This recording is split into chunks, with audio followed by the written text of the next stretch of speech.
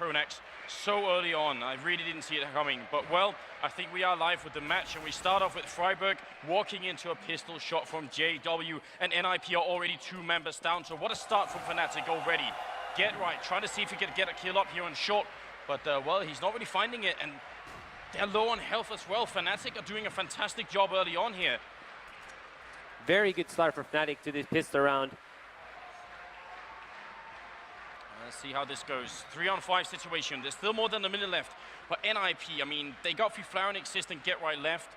They lost their best pistol player in Forest, and that in itself has to be a little bit devastating. They are going to go for the short push. I think we are live with the match, and we start off with Friberg walking into a pistol shot from JW, and NiP are already 2 members down. So what a start from Fnatic already. Once again, trying to see if he can get a kill up, calling short backup, but NiP are really finding it, but they're still low on health as well. Fnatic are doing a fantastic job early on here. Picks up one, and it's going to be just very good start for Fnatic to this pistol round. That would have been a knife then. They could have gone for that knife. I'm not joking. I think NiP 3-on-5 situation. There's still more than a minute left. I'm not sure if it would have made a difference in how they feel, but it would have made a difference on their bank accounts. You get more money for knifing in CSGO, much more money. So it would have actually made sense if pronax just let his teammate get that knife kill at the end, because Fifflaren was trying to plant and he wouldn't have had time. So in terms of starts, in a grand final like this, on Dust 2, you clean up NiP flawlessly. They get no kills on you. That has to feel a little bit good, and now they're going to go for the A-long rush. Flushes here, gets shut down. Oh no, 2 kills coming in for NiP, and now Devilwalk is in an awkward position. They can, and they will rush him down. Backup is not going to be here fast enough, I think. He gets the 1 kill. NiP are slowing down. That might be a mistake. Fifflaren picks up a kill, and now znajder is going to go down. It's all... Oh no, they get the round home. How did Fnatic let that happen? I think Fnatic just weren't ready at all for that NiP push. I mean, they purchased everything they could. They had P250s, they had flashes, they had armors. They rushed out long with very good spawns, and Fnatic just didn't get there fast enough, and they couldn't pre-nade it, they didn't flash it, and they just weren't prepared for it. That was very unfortunate, because they actually had the manpower there. They had 3 people down on long, so it looked like maybe they were prepared, but maybe they were just getting caught setting up. I mean, as you said, no flashes. They weren't expecting that kind of firepower, and now NiP bring it right back. Fnatic, they counter with another armor buy coming out here. So Fnatic, they're just probably pretending that they lost the pistol round and go from here. Yeah, exactly. Although it might actually be even more devastating mentally to lose the second round than it is to lose the pistol round, because that always makes you feel like you gave it away. Yeah, I mean, I could definitely imagine that. Well, I'll have to see. It's still early days here in this grand final, a best of 3 as well. We just heard Thorin talking about what an advantage it is for NiP to have sort of, you know, a lot of experience being on the stage here. But I don't know. I mean, Thorin sounded really confident in NiP's abilities. I think there's a good chance Fnatic could win this game. I actually think so too.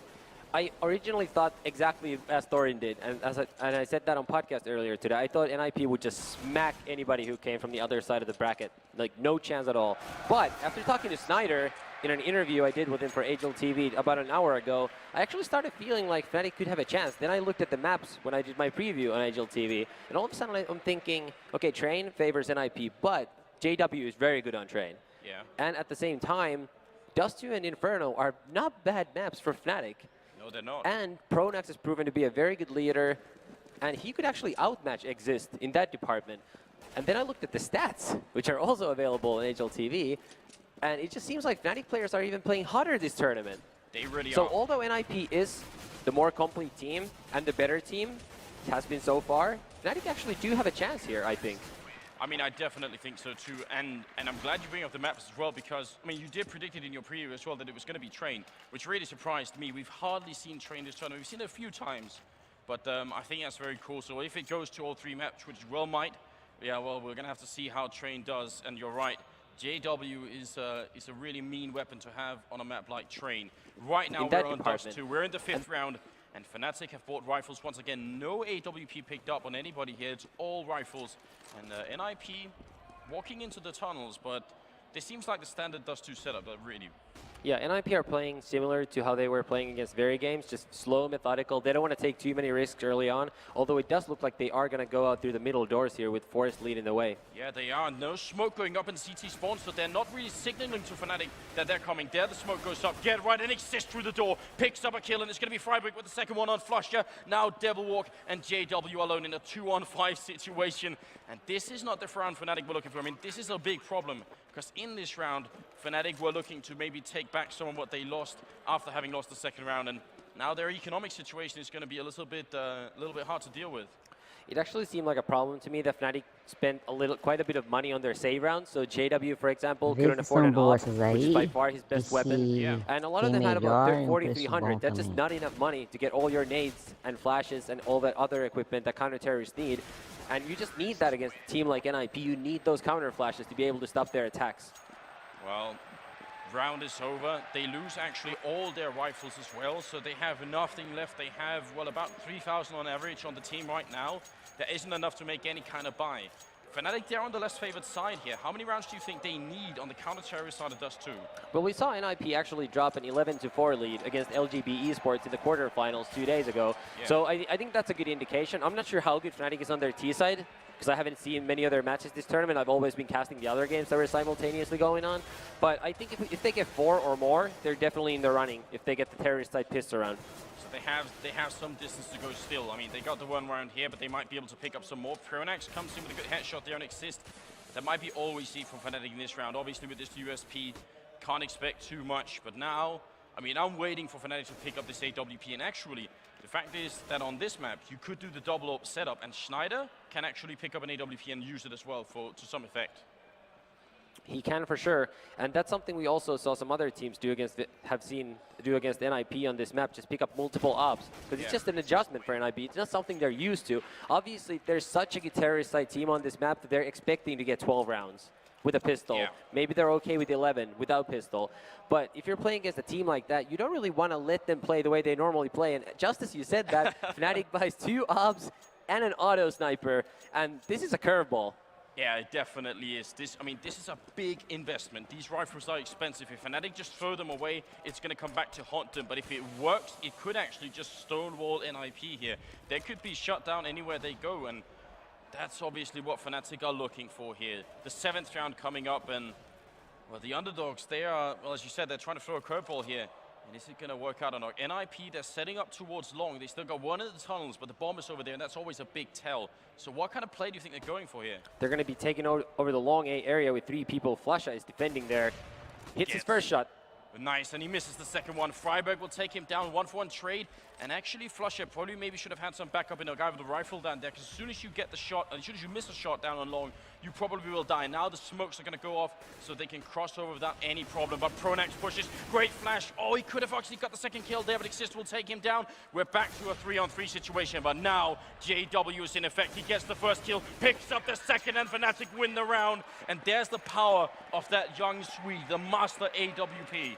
That was a very smart play by Fnatic. I think that was pronax's call, because he was the first guy running out of counter-terror spawn. They knew Get Right, I believe, was on top of Catwalk. He was going to flank them any second. So had Fnatic just stayed there by spawn ramp, they would have inevitably died, all of them. It was just a matter of time. And what a just smart play by JW, just jumping out through those smokes. Hits 2 good op shots, and that's a round in the books for Fnatic. Yeah, very, very cool. Now they put Forrest on an AWP, and he actually picks up the kill on znajder, but JW is right there to bring it back.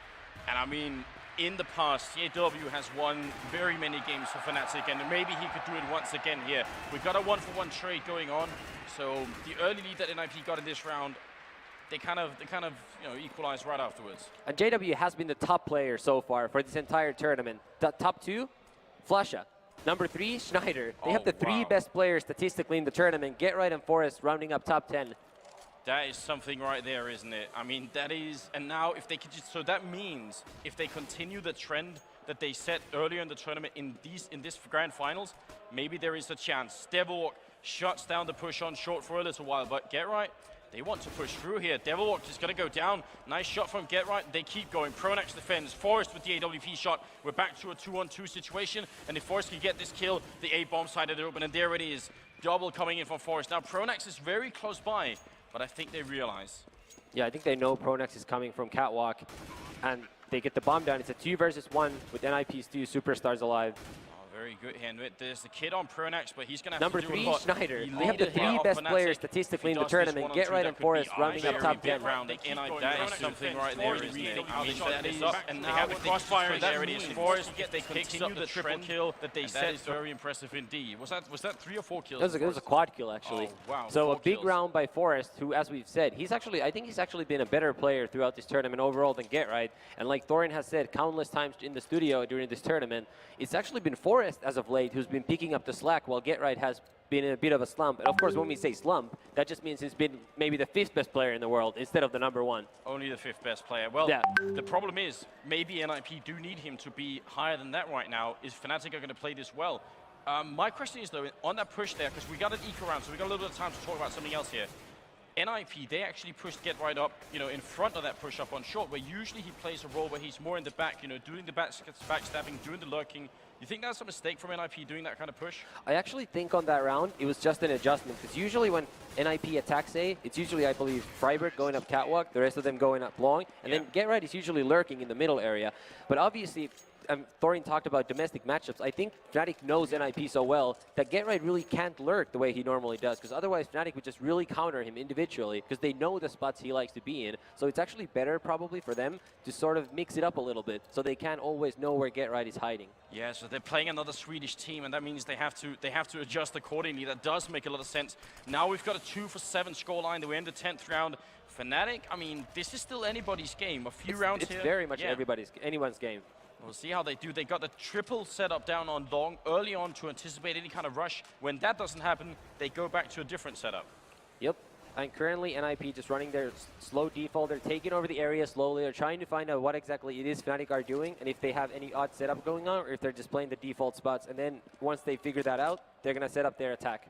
Yeah, and this mid control obviously is very important for NiP because it allows them to do just a number of different things. And what they choose in the end is to push up catwalk. But are they going to go all the way? I mean, because they still have some people down middle, we're not entirely sure yet. We're about to find out here. Here come the flashes and smokes. It's either going to be a fake or they're actually going to go there. Oh, are they going to jump down? Yeah, they smoke it off so they can jump down in the middle on the slope. Devilwalk is still up here. He gets the one. flusha picks up. It's a 2-for-2 right now.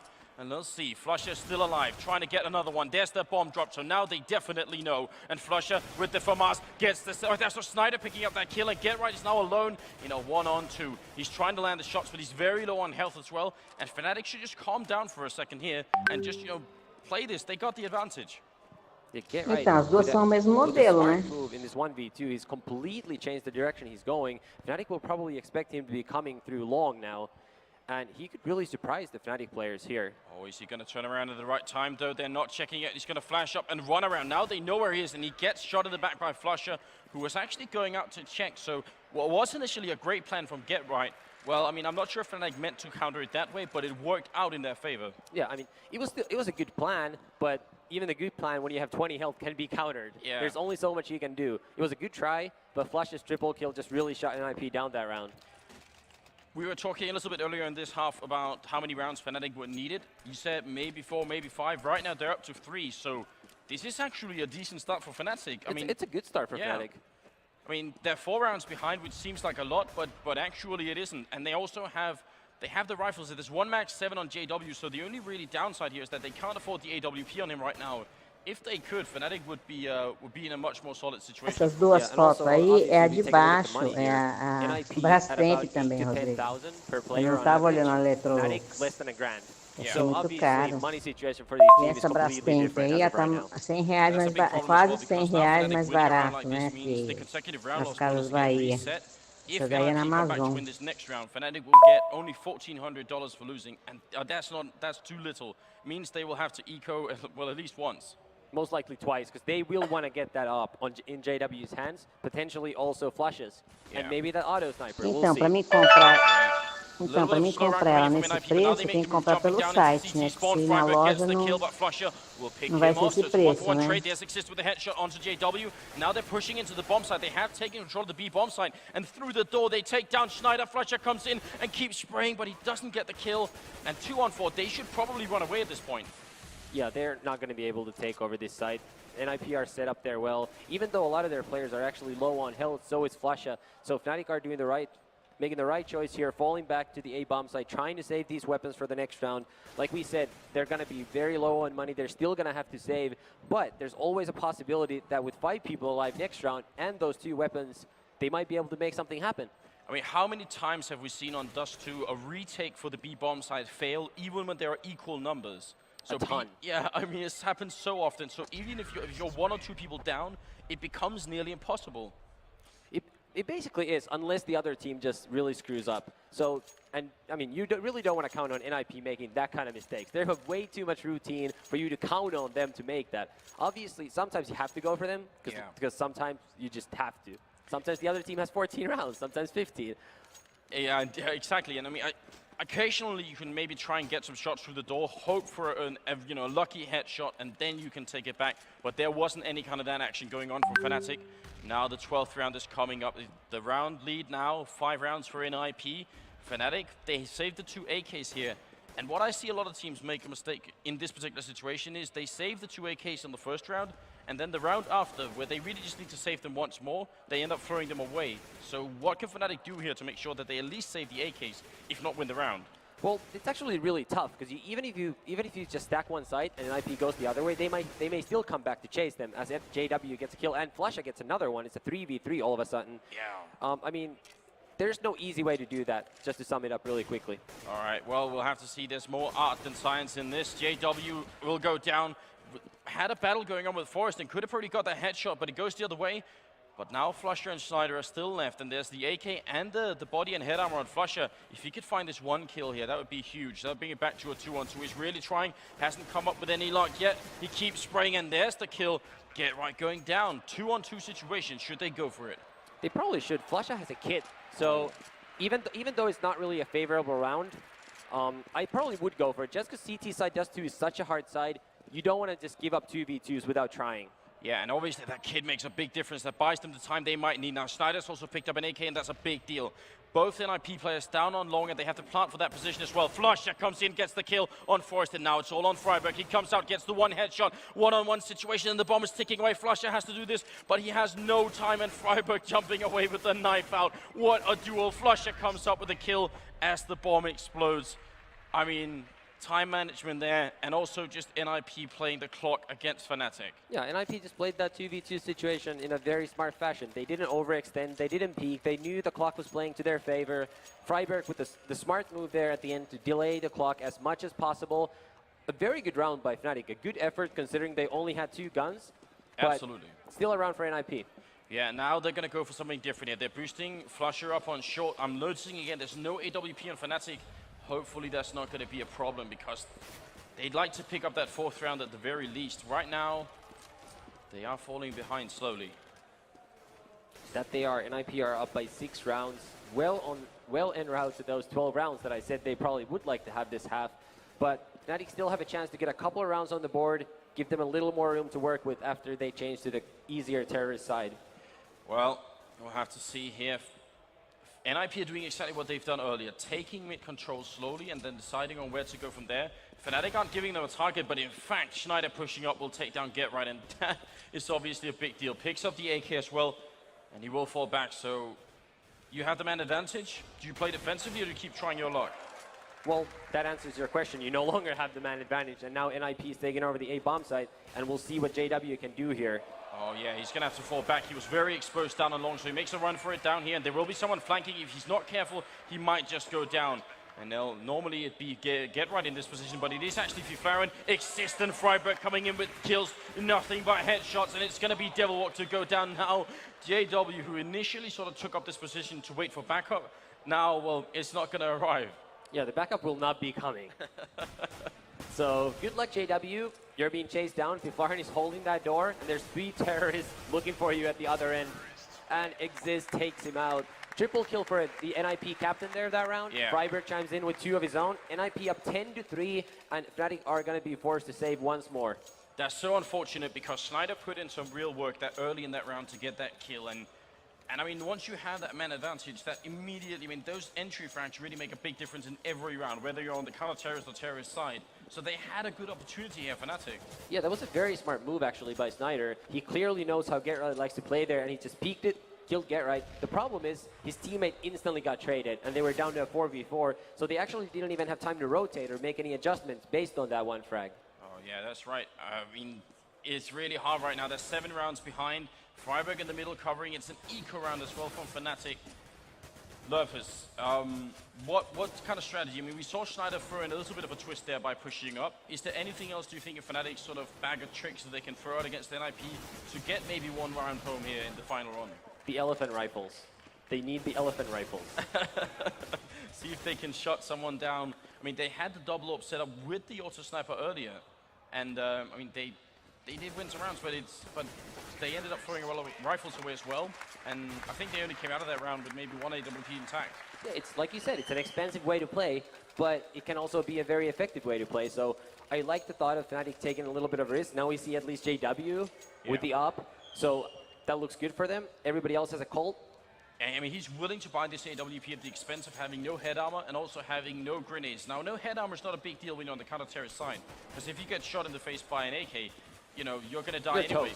Yeah, and look at this, actually, NiP buying some auto snipers to shoot down the middle. They do a lot of damage on to pronax, but they don't get any kills yet, and now the sandwich is coming in into the tunnels. pronax going to push up. He does go down, and Get Right also, well, Forrest getting a kill there on flusha. Not the start that Fnatic were looking for. It is really looking tough. We are in the 15th round, the last one of the first half, and at the moment it is NiP maybe making it to those 12 rounds that you were talking about, Lurpers. Yeah, looking very good for NiP. I mean, they lost the pistol round. They've already racked up 11 rounds. They've had a very strong half. They have, but look at this cool play. I mean, JW got the kill, and he actually pushed out of the long doors. Now he's going to fall back again. It's a 2-on-3 situation. He's meeting NiP up in the A bomb site. This could be JW's time to shine once again. He's getting smoked off, and they're trying to plant the bomb. NiP are reading the situation really well, and they think they spotted JW as well. He does go down to Friberg's headshot, and Znajder dies, and it's going to be 12-3. So that was indeed what they were looking for, and they get what they came for. Smart place by JW there, like you said. Good rotation, nice pickup on Fifflaren outside the long A doors. But you know what? If Forrest is just going to hit 3 headshots like that, there's very little you can do to counter that. And NiP were simply the superior team here in the first half. That was expected. It is a much easier map on the terrorist side. Now we're going to see if Fnatic can match them and potentially even overcome them. I would say they are a stronger team than LGB, and LGB took 12 rounds on Fnatic. NiP, excuse me. So anything is still possible for sure. I think it's perfectly possible, but there is just one premise that needs to be fulfilled before they can even start, you know, getting to that spot, and that's the pistol round. So if you're Fnatic right now, 100% of your energy, all your focus is going to be on winning the pistol round. How do you do that? I mean, there is obviously no way to make sure, but if you had to do, would you go for a standard type push, or would you go for something really, truly crazy to just try and catch them off guard by surprise? Well, I don't actually think NiP is a team that likes to anti-strat other teams too much. So if I were Fnatic, I would probably just stick to my own guns. I wouldn't try to mix things up too much in the biggest match of my career.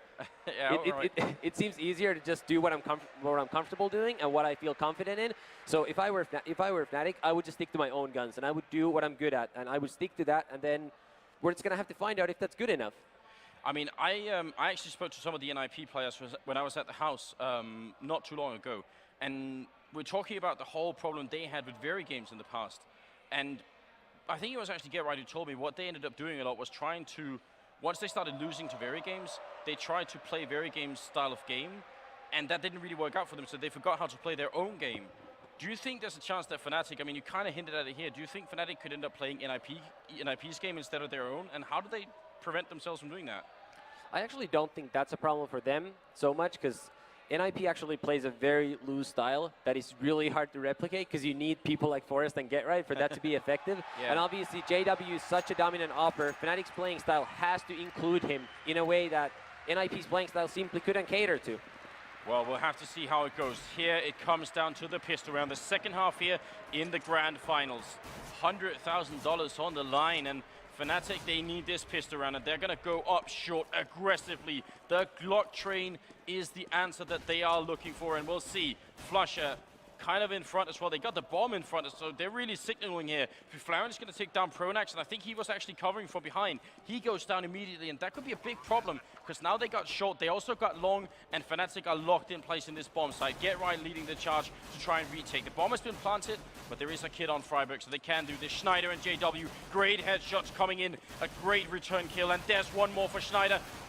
flusha with another kill, and it's going to be Xizt alone in a 1-on-3. Exactly what Fnatic were hoping for. They get the bomb site, they get the bomb, and they manage to defend it, and there is a one tap from flusha. That is the start that they needed. That is exactly the start that they needed, and despite going down to 4v5 when pronax got flanked by the two NiP players coming through long, they just recovered so quickly and set up so well for that retake that NiP really just stood no chance. Very good play by Fnatic. And pronax's position in this push that Fnatic were doing, you could imagine that once he goes down, they lose a good deal of mid-control. He was obviously meant to try and prevent people from easily reinforcing the bomb site. So it's actually pretty impressive that they won that round when pronax died so quickly. Yeah, it definitely is, but that just goes to show the kind of firepower that is packed in Fnatic as well. Yeah. We always talk about people like Forest and Get Right, but there's some very skilled players wearing black and orange here. There is indeed. Well, now, obviously, last time, Fnatic also won the pistol round, and they gave it away in the second round. This cannot happen again. NiP have gone for the armor buy, but Fnatic really need to make sure that they have this round on lockdown. And they have the Galils and the AKs, so no submachine guns on them to sort of, you know, to be bad against the head armor. But I think, you know, playing as a unit, kind of like they're doing now, walking around together, is a pretty good answer. Yeah, it is always good to stick together against pistols, but they are down.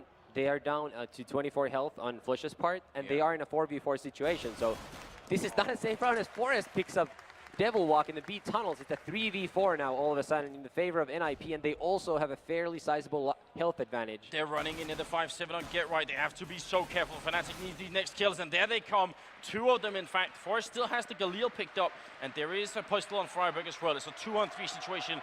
25 seconds left in the round as the bomb goes down, but now down on long and up on short. NiP are going to go for this. They don't want to save the Galil or anything like that. They want to end this game right now. Friberg goes down to a headshot. Now it's on Forest in a 1-on-3, and he's going to go down. So Fnatic close out the round there. That looked a little bit shaky. I was getting worried then. It did look a little bit shaky to NiP's credit because they were hitting some nice shots. But so did pronax and znajder. They both hit 2 headshots apiece at the very end of the round and just completely shut down NiP. I mean, they really looked for a second like they could pull that retake off. Yeah, so I don't want you to overhype anything, because I know you generally don't do that. But you're talking about Get Right and Forest. Do you think some of these players on Fnatic could be the future Get Right and Forest of Counter-Strike? Are these young talents in the making here? It's very possible. We've seen, like you said, we've seen flusha improve drastically over the course of the last month or so. We've seen JW return to his DreamHack summer form, which was amazing. We were both watching it right here. Yeah. And he's been back in that form. And I asked znajder if he thinks that's because of pronax, if they changed their playing style to fit him more. And he said it's partially that and partially JW just having more motivation once again because of the massive tournament that DreamHack Winter is this year. This is actually a really good theme as well. We've got a pistol round coming up from NiP, so unless they do something really crazy, we've got a little bit of time to talk about that, because you wrote an article a good while ago talking about the importance of having a major tournament like this one.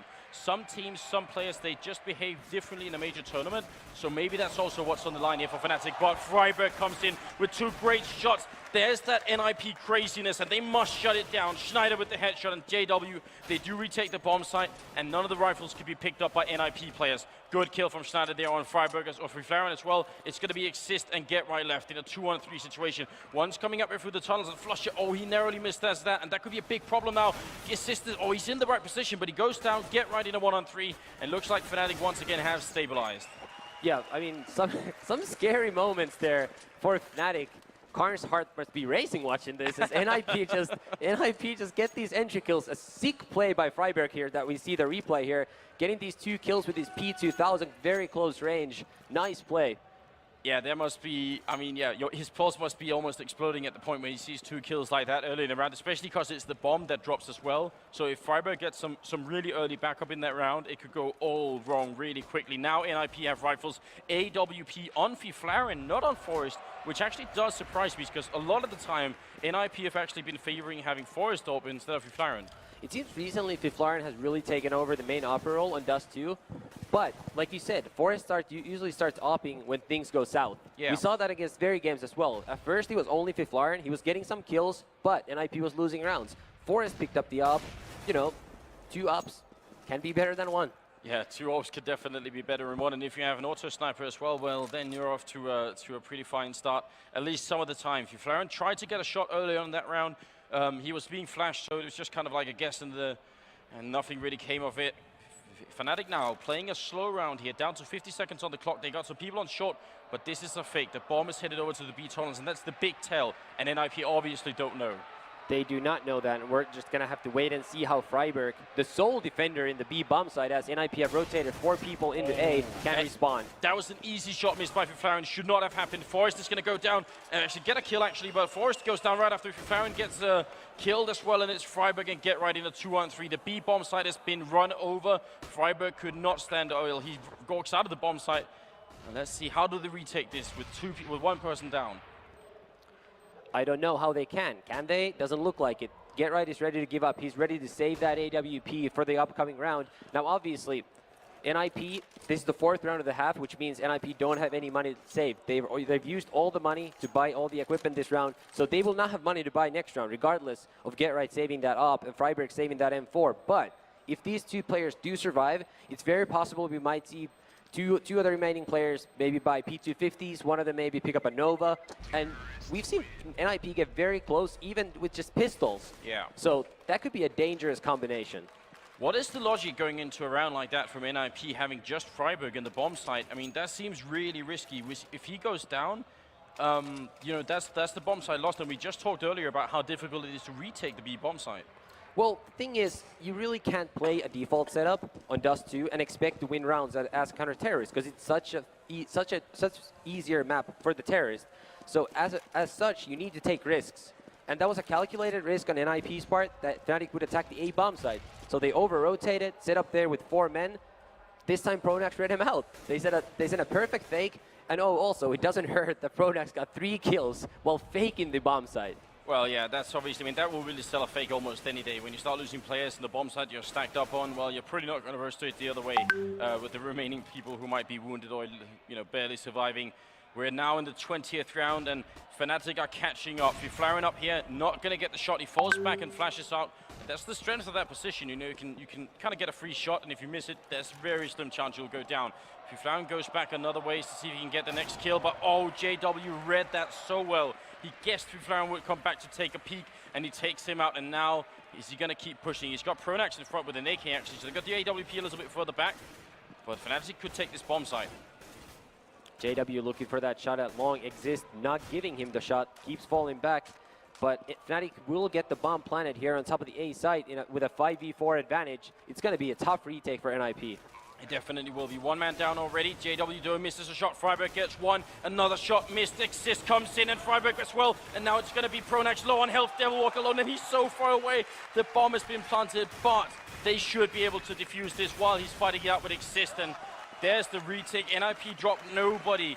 And really, if JW had hit one of those shots, it could have been a very different round. That very much could have been the difference. Like you said, JW had a couple of, I don't want to say easy shots, but shots that you would expect him to make, because he's such a good opper.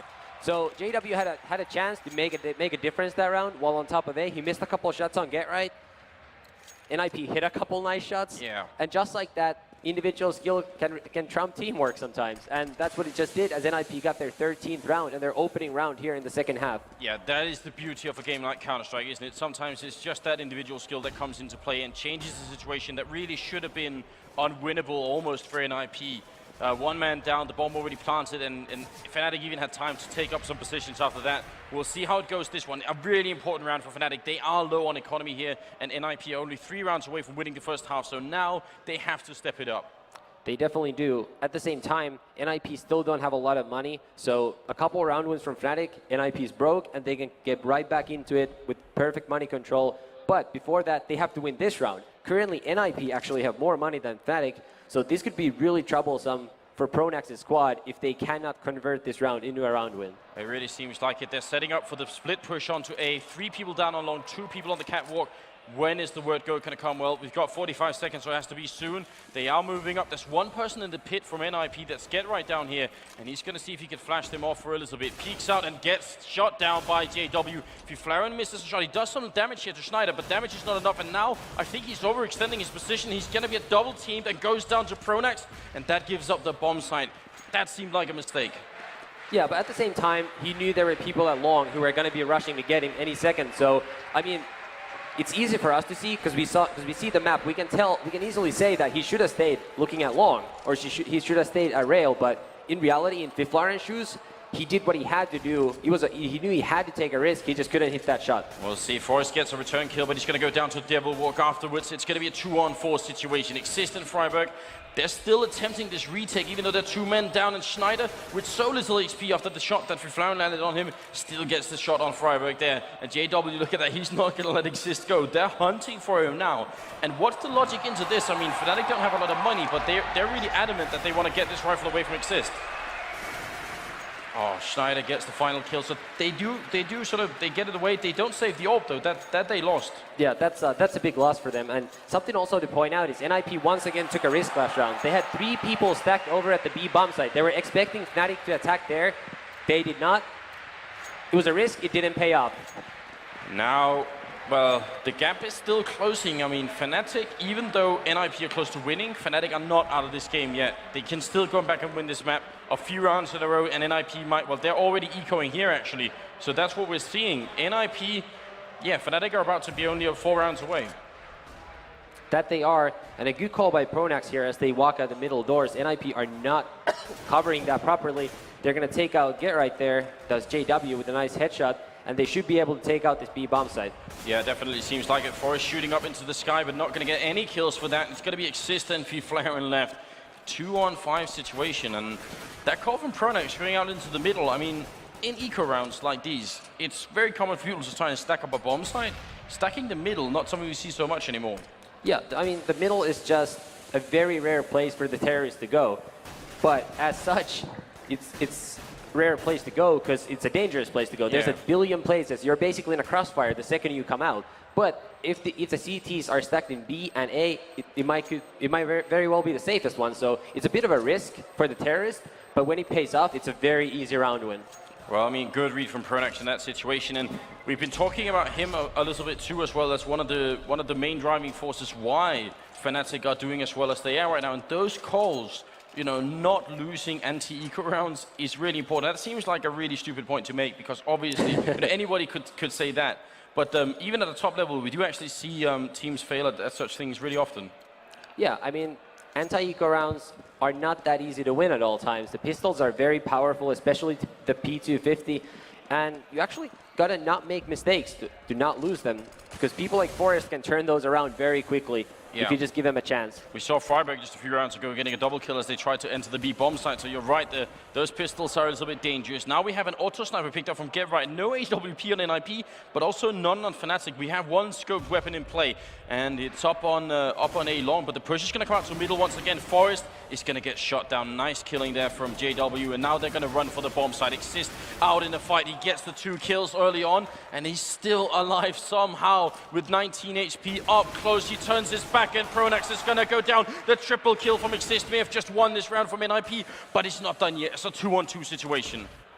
That is flusha very low on health though. Just 5 health points left for him. Get Right. Get Right gets taken on 1v1 there for Devilwalk, and Devilwalk takes out Fifflaren. What was that? That was crazy. I mean, Fifflaren wasn't ready to push in. Did Get Right push in too soon then? That seemed crazy. It might have been a bit of a miscommunication. At the same time, you know, it could have worked out.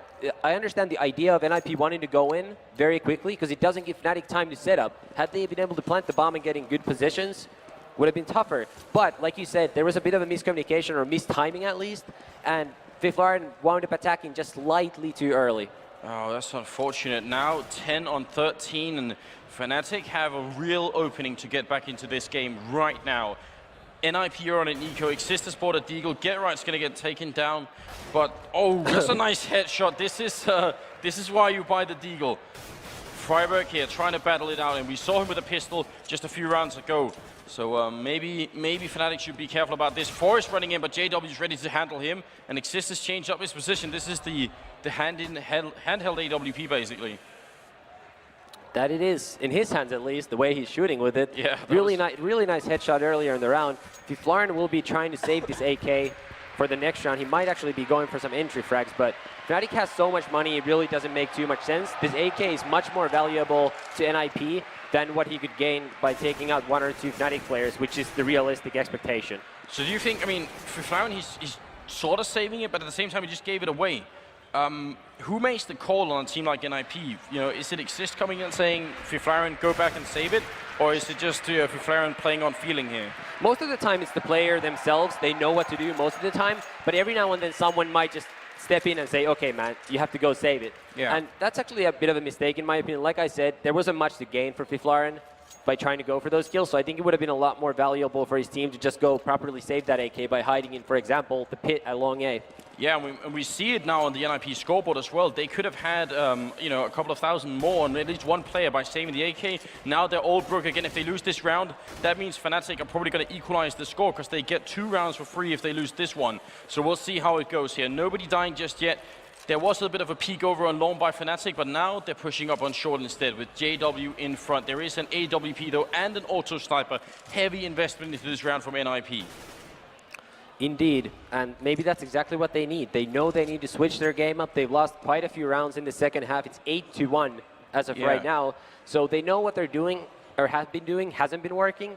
They're mixing it up. We're going to see if this is the answer to Fnatic's offense. Well, JW is right down there. Get right is scoping up at him, and JW wins the duel, and that's one auto sniper lost. He gets a second kill on Friberg, and the B-bomb side is lost. And NiP, should they even go for this 3-on-5? No, they should not. And like you see, in the little map in the top left corner, NiP are not going for it. And this time it looks like they're actually properly setting up around the long A area, trying to save those weapons at all costs. And just as nothing is happening in the game, let me just point this out. Massive round by JW. I mean, that's it, isn't it? This is kind of the cool thing about Counter-Strike. It is obviously a team game, but sometimes in the intersect between team game and individual skill, you see something like that where one person comes in and just wins the round alone. Yeah. And with players like JW on the server, it happens a little more often than you would think. It really does, and now they're hunting for it, and I think Fnatic can afford to throw away the rifles, even just to attempt. If they could get 1 rifle off of NiP here, it would be massive, but it doesn't seem like they will. It's going to be just 2 thrown away, but I still think that's a worthwhile investment for Fnatic to try. It's well worth the risk. We see Fnatic having over 10,000, some of their players. Easily worth the risk there. And good decision also by NiP to save those guns, because now instead of having to save, they actually can get proper guns. Basically all of them have good equipment going into this round. As Fnatic look to tie the game now, all of a sudden. Yeah. Feels like just a second ago they were down 3-12. And, I mean, you did say this. LGB did it against NiP. Fnatic maybe a stronger team, and they are en route to do the same thing. znajder with the kill. Xizt gets 1 in the smoke, but he has to be careful. There are still 2 people gunning for him down and long. He's trying to fall back, but flusha will get him. I think that was right through the smoke. It was indeed a nice angle from flusha, and now it's going to be a 4-on-3 situation. If Fnatic win this round, they don't just tie it, because I don't think NiP will have money to buy. They will probably take the round lead for the first time in this game, and that'd be a huge boost of momentum. That it would indeed be. Fnatic have been playing very good Counter-Strike in the second half. They've been matching everything NiP has thrown at them. And these 2 teams just look very even right now. Forest here is battling it out, and he's in an uncomfortable situation. Also because flusha is just a distraction. The push is coming into the B-bomb site. Devilwalk goes down. Friberg holding his ground, but znajder will drop him, and that's the bomb site lost. Fifflaren down in the middle, gets out all by JW, and now Forest, who did win the duel against flusha, well, can't be too happy about that because he's lost his whole team in the meantime. Yeah, JW has been amazing. He's gotten so many entry kills in the second half where someone has been just waiting for him, and he peeks them and just takes them out. Yeah. Just incredible play. And znajder picks up the final one. This is incredible. 13-13, Fnatic have equalized the score against the defending champions here at DreamHack, and now they probably will take the round lead because, oh, actually, there is a buy on NiP. How risky is this, though? They have Masters and M4s, but they have very few grenades, so maybe tell us, what do grenades mean when you're on the counter side here? Well, it basically means that you have to get a stop. You can't allow Fnatic to get the bomb planted and put you in a spot where you have to retake a bomb site, because you don't have the nades that you would need to do that. You also have only one defuse kit on Friberg. So let's say Friberg gets killed on the platform in B, it's going to be hard for NiP to get that defuse kit in time, even if they're retaking B, because they have to go all the way to platform just to pick it up.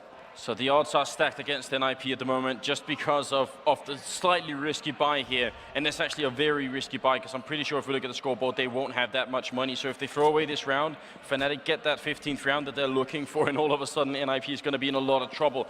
But you said it earlier, a calculated risk. NiP obviously know what they're doing here, and maybe it's going to pay off. Fnatic just need this one more round, and they are well on their way to winning the first map against NiP in spite of being down 12-3 for the first half. Exactly. Fnatic have just been playing very, very good Counter-Strike. They haven't made many mistakes at all. In fact, I think the only round they've lost this half is one where JW did not have an AWP. Yeah. That's absolutely true, and well, that's a big tell. That's something the Fnatic need to remember. Now they're going to push up. Xizt makes the spot. He's going to try and shoot it out. He gets the catch. Fifflaren picking up that kill. Xizt is going to go down to pronax 1-for-1 trade, but Get Right is here. He gets the first kill, and he's getting back up from Fifflaren through the smoke. He's actually going to go down. That was the wrong angle, and Get Right dies as well. Fnatic are doing it somehow. It's Friberg and Forest left trying to retake it now, but that was a big turnaround. That it was indeed. 2-on-3 situation for NiP. Friberg and Forest not out of it, but odds are stacked against them. Yeah, they definitely are. Friberg's trying to just jump and see if he can catch anyone. Forest comes in, gets shut down by pronax. It's a 1-on-3, and there's no hope for Friberg. He gets the one kill in, but it's so far ticked already. pronax picks it up at the end and gets the quad kill, the in-game leader, the latest addition to this Fnatic lineup, and what a performance from him right here. And we see him on the camera as well. He's looking cool. He's not even looking super excited, but he just took the round lead against NiP and forced them to buy for Masters and Max 7s. This is a very good scenario for Fnatic. Up 14-13 in the opening map of the grand final for $100,000, and NiP on a desperation buy.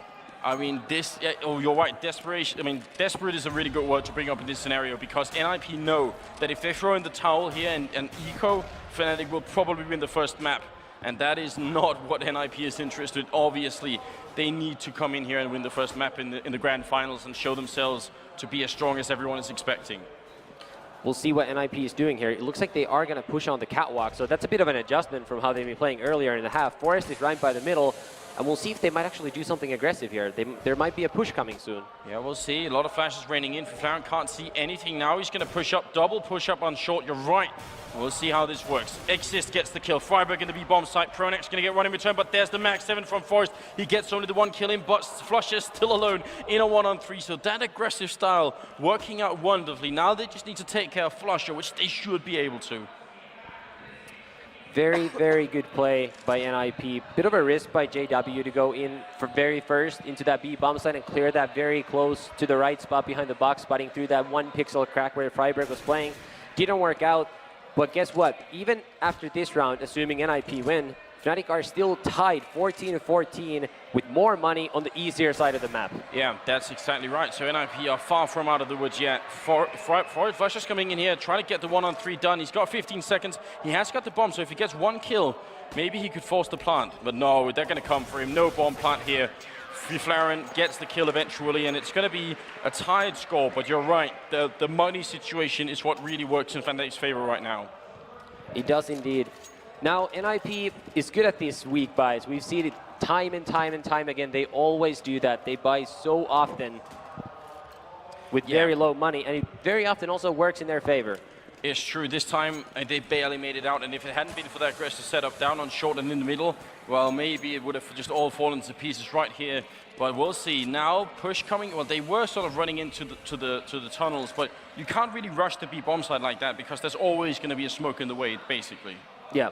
And right now it looks like Fnatic are going to be attacking the middle area. Forest is waiting for pronax. Gets the first kill. Gets the second kill. Really well played. He's going to go down to a flusha though. 2-for-1 trade. Forest coming up big in the middle. And is it enough though? 3-on-4 situation. Devilwalk is waiting, hoping that maybe Friberg is going to come and peek him, but he's not, and now he just walks in. Has he been spotted yet? Right around the corner, they go for it, and Friberg goes down. Nice opening from Devilwalk, and JW is waiting here. Gets the leg shot on one NiP player. It's a 3-on-3 situation. Bomb isn't down yet, and there's enough time for Fnatic to play this one slowly. They're just waiting for it. They're coming in from the flank as well. NiP has sent one person all the way through T-spawn, who's coming up through the tunnels very slowly. And NiP, they're waiting for that bomb planting sound to make any kind of move, but they're being pushed down. JW goes down to Fifflaren though, and that wasn't a successful push. Now it's on Devilwalk and flusha, 2-on-3. They cannot lose this round. They must win it, Fnatic, and they realize this too, but how to do it? They already tried the aggressive push once. Are they going to do it with flusha as well? Flash comes in, flusha pushes out, they line up, he gets one, he gets two, fantastic! They win the round! Devilwalk makes it happen! What a round from Fnatic. Lupus, how did that happen? That was a great individual play by flusha there. That takes a lot of guts to push out of the doors just after your teammate gets killed doing the same. He gets the entry kill into B first. And then here flusha getting these 2 kills, and what a huge round with a sick headshot by Devilwalk at the end. And NiP need to win this final round to force overtime. I mean, that they have to do, but what the tools that they have to do it with. 1 FAMAS, 1 Max 7, a Deagle, and some pistols in the mix. I mean, I think you're absolutely right. They just lost Devilwalk to an aggressive push. Maybe flusha's thinking was, surely they won't expect us to be crazy enough to try it twice. And they did, and it worked. And now we are on map point here for Fnatic. Maybe they are going to be able to close out NiP in the first map here at the Grand Finals in a best of 3. We'll see how it goes. NiP, they must defend this if they want to force the overtime, but it seems unlikely right now. NiP are, however, correctly stacking the A bomb site. They're once again gone for that setup we saw in the first weapon round of the half, where they have 4 defenders playing in the bigger bomb site. It's a good risk because they have so little money, but right now it looks like Devilwalk might just walk into the B site and force Fnatic to rotate. So this could be dangerous for NiP. He's going to see Friberg here any second. Devilwalk walks into the bomb site, but he's going to go down to Friberg, and now they're pushing the bomb site. Pronax gets a kill on Forest. Xizt is still here with the Deagle. Is he going to find the right timing? They push up. He doesn't get the kill yet. And there's one with the Max 7. There's Fifflaren with 1 kill. Can they go for more? Currently a 2-on-3 situation. It's just Friberg can get right, left, and get right. The Max 7 does not work at that range. Unless they don't have head armor, it's really too far. He's going to go down. It's all on Friberg. 1-on-3. Gets the first kill, and that's it. 16-14. Fnatic take the first map. Lupus, what an incredible performance from Fnatic. Incredible is a good word. I mean, many people did not see this coming, and you know, we're going to throw it over.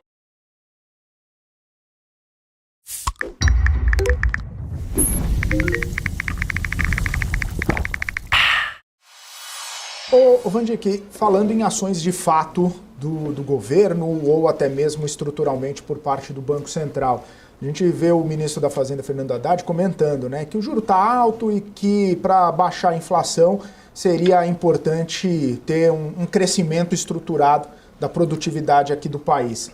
O ministro, vice-presidente e ministro também, Geraldo Alckmin, falou assim, ó, não adianta aumentar o juro, não vai fazer chover.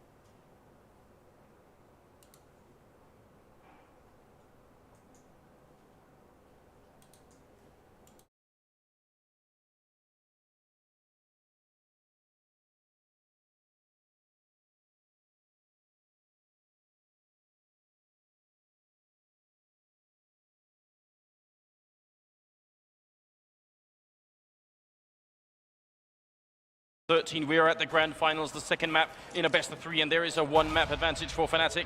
And right now, they're doing a pretty standard setup here in the pistol round. Nothing too fast, but still pushing up. Oh, are they going to flash their way in? It looks like it. Get Right is here trying to guess the angle, and he's reloading as he's falling back, and this is the wrong time. They're pushing through a 1-4. Oh, there's the shot. Get Right and Fifflaren picking it up, and NiP, really important that they win this pistol round. We're talking momentum. We're talking confidence here. Friberg waiting. They come through. He gets the one, goes for a second, and Friberg gets both, and NiP win the pistol round.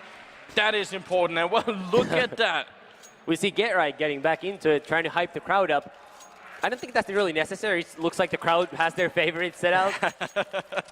Yeah, but we heard it during the intro. Yeah, but really big win for NiP. They really wanted to get some momentum on their side. Smart play by Get Right in the middle. We saw him there. Falling back, actually got a kill through the smoke. Fifflaren got 2 kills, big play by him, and finally Friberg shut them down. Also, Friberg was able to kill them without even letting them into the side. He could have easily simply gotten traded. Fnatic could have gotten a bomb down, and that could have allowed them to buy 1 round earlier. So that also plays a factor coming into these future rounds. Yeah, you're absolutely right. Those $800 for putting down the bomb, even if you lose the round, is a big difference, and it's something that a lot of terrorist teams, try and do, even if they know they're going to lose the round. Just getting that bomb plant, it does help out a lot. Now they're on all Glocks, so the fact that we have nothing but Glocks here, do you think that's a subtle sign that maybe they're going to go for a 3rd round buy anyway? They might. They very well might. Fnatic do like to play in a sort of a fast way. That's always been a way pronax likes to play. He's not a leader like Existence, who likes to have everything super set. He likes set things, but they're simple. Yeah. A little bit like Xizt and Karn, though a little more set, I would say. A little bit more set, yeah. I think that's pretty much accurate. Somewhere between Xizt and Existence is a pretty good place for pronax here. This round, though, not quite working out.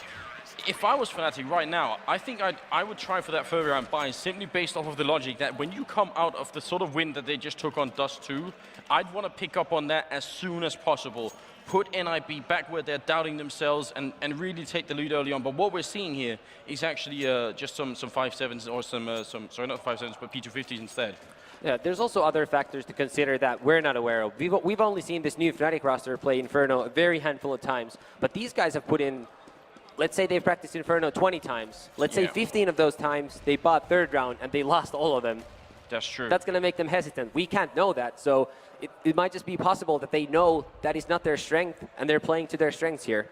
So information we may not have access to, but there's obviously an explanation. Nothing, it's not just they're just randomly doing whatever. So we'll see. Xizt here with a good kill. Forrest gonna get one. Fifflaren does get dropped down by Devilwalk, and another kill comes in from znajder. Now we're back to a 2-on-3 situation, and these kills in the eco rounds, they really make a big difference in the long run. znajder trying to put the bomb down, shouldn't be allowed to, but maybe he will, and now we're talking a very cool round here, even if znajder goes down. 2 kills, bomb plant lovers, that's very good. Yeah, I mean, they bought P250s. Those things are cheap. They all got $800, everyone on that team. znajder got an extra $300 for planning. They got a couple extra $300s for getting those kills, and they took guns out of NiP hands. So that's a very successful round for a Karn squad. It absolutely is, and they're going to be feeling great about that situation. Also costing NiP a little bit, having to rebuy those rifles. That makes a pretty big deal in the long run in a game like this. Now we got the 4th round coming up, and Fnatic have made the buy. There's no AWP picked up left, and it feels to me like whenever we see Fnatic on this map, they don't buy the AWP immediately on JW until they start losing too many rounds, and then they try for it.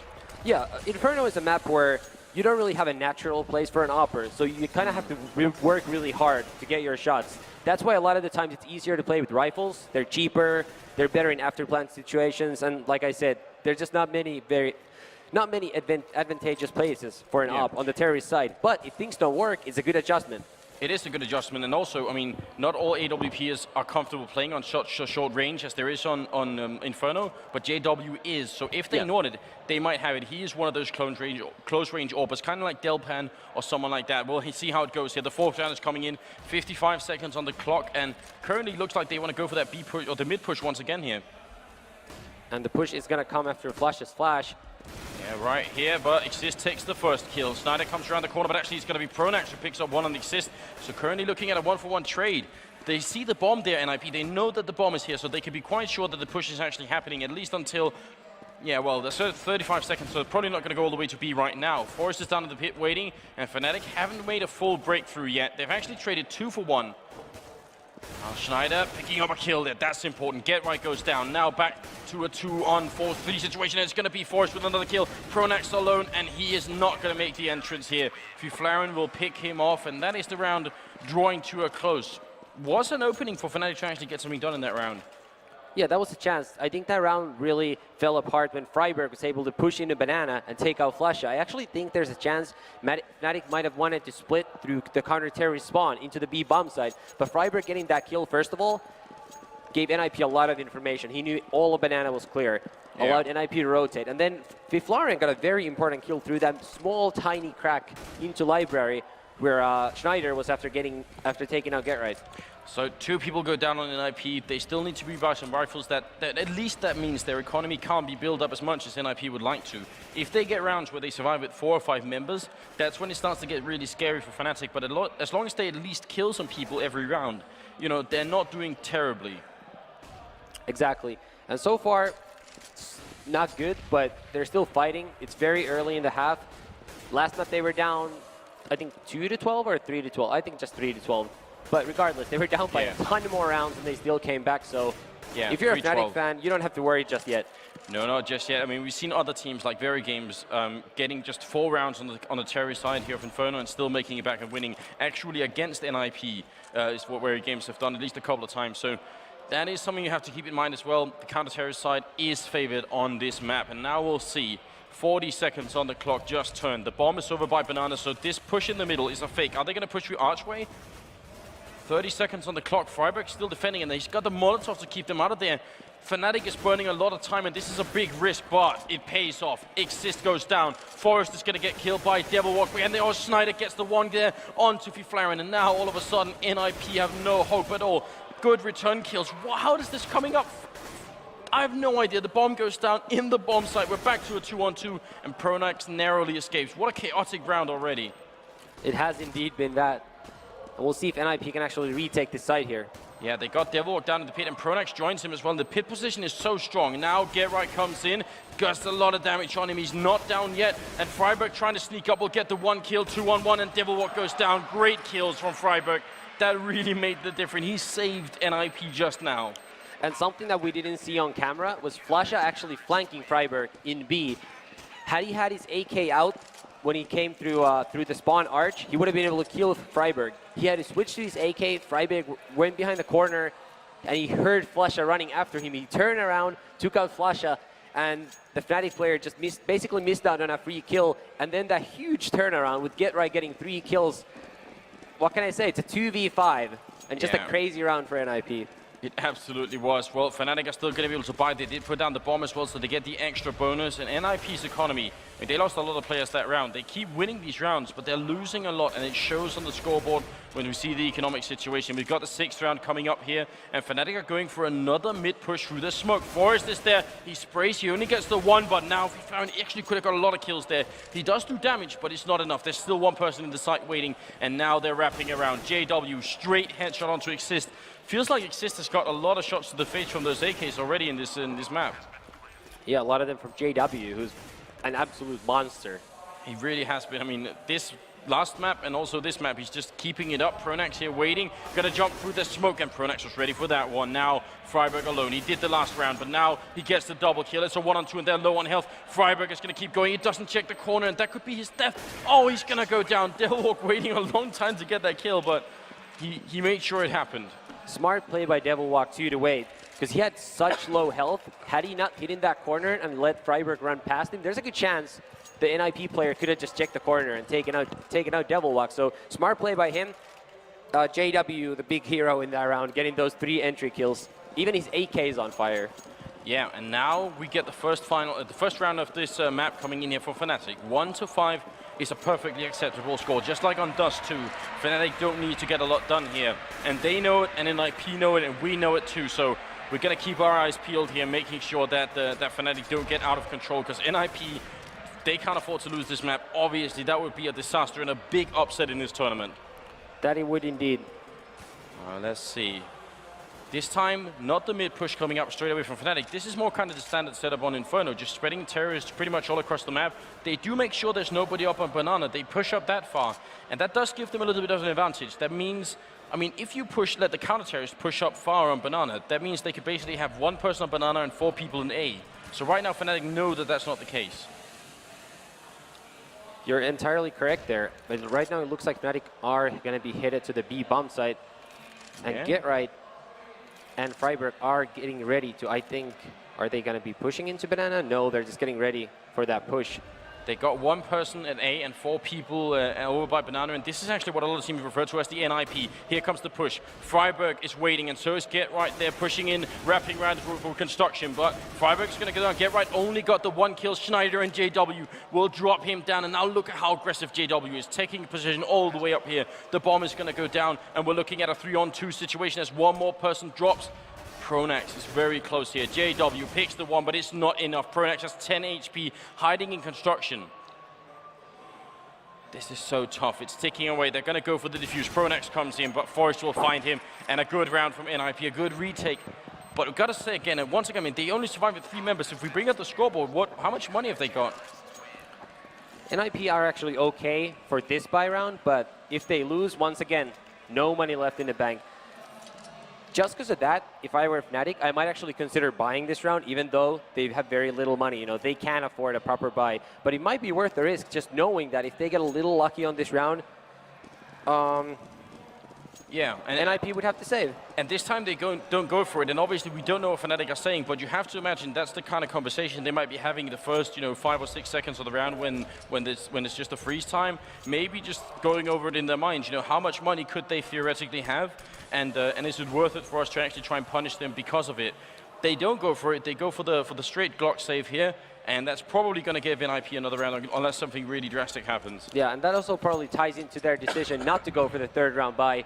Maybe Fnatic have just figured out they're just not that good on the 3rd round buy. Or maybe they just respect NiP so much that they don't want to tackle them with weak equipment. They want to make sure they can have everything they can possibly get in their hands as they attack the Swedes. Something also to point out, just for the people who are looking at the score and seeing the NiP dominance so far, NiP are a very good CT side team. Yeah. They got run over by Very Games on the terrorist side. They also very much struggled against Recursive on the terrorist side. Yeah. It's not inconceivable that Fnatic once again go down by big numbers in the first half and bring it back. It's absolutely true. And this, this eco round, not really too exciting. I mean, a lot of good kills coming in from NiP, but they're up against just pistols, so we don't want to make too much of a big deal out of it. flusha goes down eventually, and a chicken dies at the end there too. And that makes it, 7-1 in favor of NiP. That brings us into the 9th round. And now Fnatic are going to make the buy again. And I'm just looking, it's still just AK, so they haven't found the need to go for that AWP yet. And, 7-1, you're right, it is looking very one-sided, but so it was on Dust 2. And it ended one-sided as well. 12-3 was the first half score in favor of NiP on Dust 2, and still Fnatic bring it back. And that must be the back of everyone's minds as well. Another thing to also consider is on Dust 2, Fnatic virtually had no chance, as Fifflaren gets a nice entry kill in JW for a change. Fnatic virtually had no chance on the rounds that they lost. So far in Inferno, almost all the rounds have come down to the wire. There's been a bunch of rounds, like the 5v2, that Fnatic actually should have won. Yeah. So this map actually has been a lot closer when you actually take a look at the actual rounds being played. Yeah. And don't just look at the score solely. Yeah, and that's very important. 7-1 could be massively one-sided with every member of NiP surviving all the rounds, or it could be like it has been with only 2 or 3 NiP members surviving each round. Boost up into the bomb side. They boosted up on the archway in there, so that's really cool. If Fnatic go for the A bomb side, they might not check in, and that could really lose them a lot of players. We see one of the NiP players with the X-ray there up on the sky, so that's how it works. 4-on-5 situation with 45 seconds left. Fnatic are getting ready to see if they could take the bomb side once more. znajder gets the kill on Forrest there in the archway, and now that's a great opening for them. Grenade's gonna land, does a lot of damage to Fifflaren. They're being pushed back a little bit by the fire here, but 30 seconds they're running to the bomb side, and that means the stack here at A does nothing at all. It's gonna be all up to Friberg to hold the people coming in, and he knows he's gonna flash out as well. 20 seconds on the clock. If Friberg holds this, that would be truly amazing. They're coming for it here. He gets the first kill on Devilwalk. He needs to do even more. He gets the second, goes for a third, but he's going to go down. Did a lot, but it's a 1-on-2 for Fifflaren, and the bomb is down. This is going to be an almost impossible retake. He turns the corner, gets the kill on pronax, 1-on-1, and he's still running for it up on coils. He doesn't make it. znajder takes him down and gets the triple kill, and it's going to be 7-2. Great round for Fnatic. Very late in the round, with 30 seconds left, they decided to run for the B bomb site. That's risky. It is risky indeed, but you know what? It's a very good call by pronax. First of all, pronax is the hero of that round. look, he's the one who stayed in the counter-terrorist side as the rest of the team started rotating. The whole reason NiP couldn't rotate more people to help Friberg in B is because pronax got a kill on Get Right in Library. Then he followed that up with another kill. Granted, he peaked a little too much at the end, but znajder cleaned it up. Yeah, they managed to make that work, and you're absolutely right. And you know, also just there's a lot of weight on the in-game leader in a situation like that. You know, you make the call to go to B and it doesn't work out. I'm not saying there's going to be mutiny on the team and they won't trust you anymore, but you will. I mean, there's a heavy responsibility making those calls. Now a 1-for-1 trade coming out for Fifflaren, pronax getting a kill each. Now let's see, Fnatic.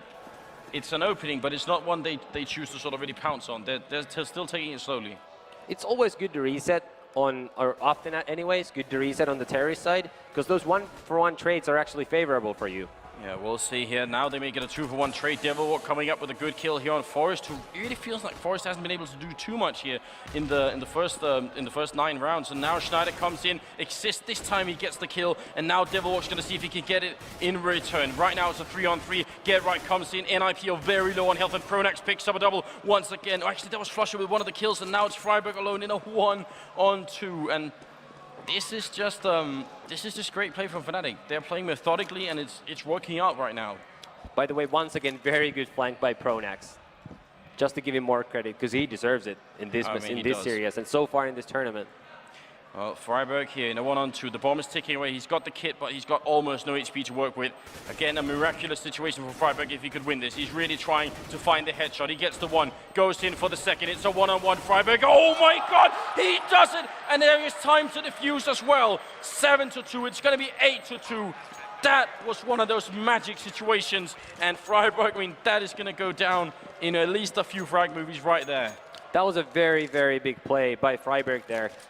Actually, a bit of a mistake by pronax, because Friberg was very smartly able to isolate him. We saw him go against the right wall, so he could challenge them one at a time. That's ideally what you want to do in those 1v2s. You want to break him down into separate 1v1 situations. Friberg did that with his clever move to go up behind the wall. Pronax peeked him, couldn't take him out. Another nice kill by Friberg, and you know what? NiP's back in the lead, back in the driver's seat, and Fnatic don't have money to buy weapons. I mean, it's almost impossible to quantify how much that one round went from Friberg. Fnatic would have still had rifles. NiP would have been 7-3 instead. That could be the round that actually makes this map for NiP. And now in the middle, Forest cleaning up the quad kill. All of them headshots, fantastic play. 9-2 now is the score. Talk about us, you know, psychologically, not that we can read minds here, but psychologically, a round like that, having Friberg come in as the hero from the B bomb side and clutch that 1-on-2, how much does it matter for NiP right now? I think it actually matters more for Fnatic, in the sense that I think it hurts Fnatic more than NiP gain from it. Since NiP are in the lead anyways, it can be really, really frustrating for a team that's already trailing by quite a few rounds to keep losing rounds where you have the advantage, because it makes you feel like, look, even if we get the advantage, we still can't close the rounds. NiP still come back. And that's happened with the 5v2 in the A side, and then now that round. Oh, well, great stuff here. flusha, though, opening up on Friberg, so the hero of last round has already gone down. It's a 4-on-5 situation. As you said, you get the early pick. Good idea to reset, and that's kind of what they're doing now. You know, they don't just rush on the first kill. They take a little bit of time. And now JW, they're trying for one more pick. Is it going to work out? Xizt going to pick off one, but there's JW with the instant return. 2-for-1. Now Fifflaren with a great double kill, and that could be it. He's got the bomb covered as well. That is really fantastic. Devilwalk might be coming in from behind, and flusha just pushing up in the middle. Can they make it work? Fnatic could still do some damage here, because Forest is low on health. They try for it, and Get Right is going to pick the kill. Devilwalk with the kill on him. 1-on-2 situation. The bomb picked up here. 45 seconds. Fifflaren gets the triple. What a round from Johansson, and that really makes a big difference, that triple kill there. Yeah, very nice play by Fifflaren, playing the hero this round. Getting those 2 kills with a well-timed peek from the boiler room, and then finishing that off with the final kill there. Just good play. It absolutely was, and it's going to be really impressive to see how it works out now, because we've got a 10-for-2 situation. 13th round is coming up, and we'll see how this is going to go. NiP, if they end up now taking the remaining rounds and making it 13-2 once again, I mean, this isn't Dust 2, but I mean, the map, the balance, it shouldn't be this CT side, should it? It shouldn't be this big, and it's going to be very tough to come back, but, you know, it's not like you're going to give up in the grand final of No. of a tournament with $100,000 first place prize, but you're right, it's starting to look dim for Fnatic. They're definitely not going to give up, also because they have already proven once, just in the last map, that they are capable. They are a team that is strong enough to make that kind of comeback. So, yeah, no giving up is going to be done here. It's JW, flusha, and pronax left. They just have pistols for this round. What kind of change can Fnatic make at this point? Because this is looking like it's going to be 11-2, so they won't have that many rounds to play with. I mean, 2 rounds left out of this one. How can Fnatic bring just 1 or 2 more rounds home? You know what, as odd as it sounds, they actually don't have to change that much. They just have to close out the rounds where they get the advantage, because they've had quite a few of those, but they've just been unable to close them out so far. So does that come down to pronax as an in-game leader? You know, there are kind of different stages here. Is it that he's making the right calls early in the map, and then in the mid-game they get the wrong calls, or is it just that NiP are very good at clutching the rounds when it comes to the mid-game? Actually, it's not so much pronax making the wrong calls mid-game, because a lot of the time that comes down to individual play in those 2v3 type situations. So it's actually not up to the in-game leader anymore usually at that point. Most of these after plans that we're talking about are ones where Fnatic made bad decisions individually, or NiP just countered their okay decisions by making better ones and hitting crazy shots. So I actually don't think any of those rounds are on pronax, except maybe that 1v2 clutch, maybe where he overextended a little bit. All right, so there it is, 11-2. 14th round is coming up. NiP have held on for a very, very long time. They got Forest up here in the apartments waiting, and the apartments hallway a little bit wider here on the Valve version of the map. Also, just a slight note worth noting as well if you're not used to the map. But now more smokes coming up in the middle. Fnatic looks like they want to do this split push against the A bomb site. They got some people in the middle and some people up in apartments, and NiP are not defending apartments. They're letting Fnatic have them. That they are. See how this plays off. And that also has been the case so far in this half. NiP really haven't played aggressively in the apartments at all. And that's, you know, sort of a stylistic difference. Some teams really do prefer to do that, and other teams just don't. But I mean, you also do commit a lot of players there. pronax, opening kill on Fifflaren. He really has been playing fantastically so far. Forest in mid-air, the bomb is dropped. Xizt gets the kill as well, but right now it's a 3-on-3 situation, and Xizt just has his pistol out. He ran out of bullets, and it's going to be Get Right, and it's going to be Friberg to try and retake this 2-on-3. The bomb is going to go down as well. If NiP takes this back one again, that will break Fnatic a little bit. Their spirit again, losing a 2-on-3. So let's see if they could do it. The bomb's still not planted here. There it goes, and now NiP are going to make their move. They are, and we'll see if Fnatic have learned anything from all those rounds they've lost earlier in the half. They should be a textbook round for them as JW connects on a second headshot this round. And that really seals the deal. Now Get Right gets the first kill here, but he's going to go down to znajder. And I love this setup. I mean, Fnatic had a great situation there because they could put the bomb down and they had enough time to get into positions. They had the bomb site, they had the pit, they had the apartments. That's basically a triangle that they got set up. That's very cool. That's just very good positions to defend a bomb site. You have people all across the map.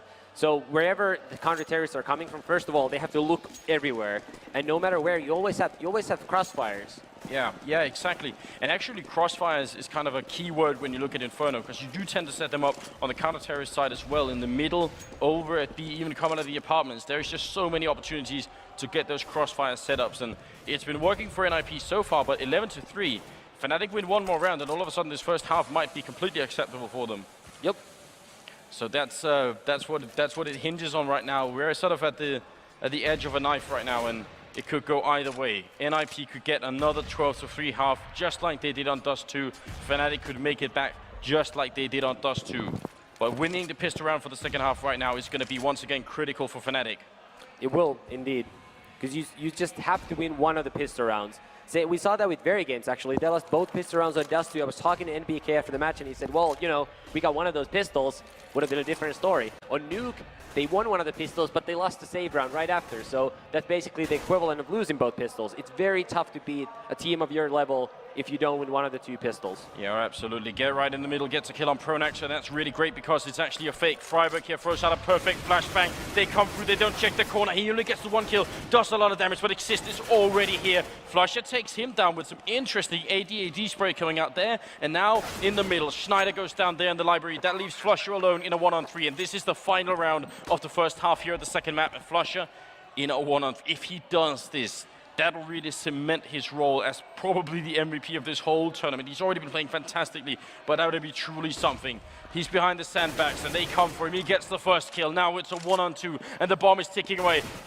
He's kind of zoned out here, and that's not good. He has to go back and get a headshot, and they're waiting for it. Get right is low. The bomb is being defused. flusha gets the first kill. He sprays through. They stop defusing, and it's a one-on-one. flusha's out of bullets. 2 left. He goes down. Fifflaren, but there's no time.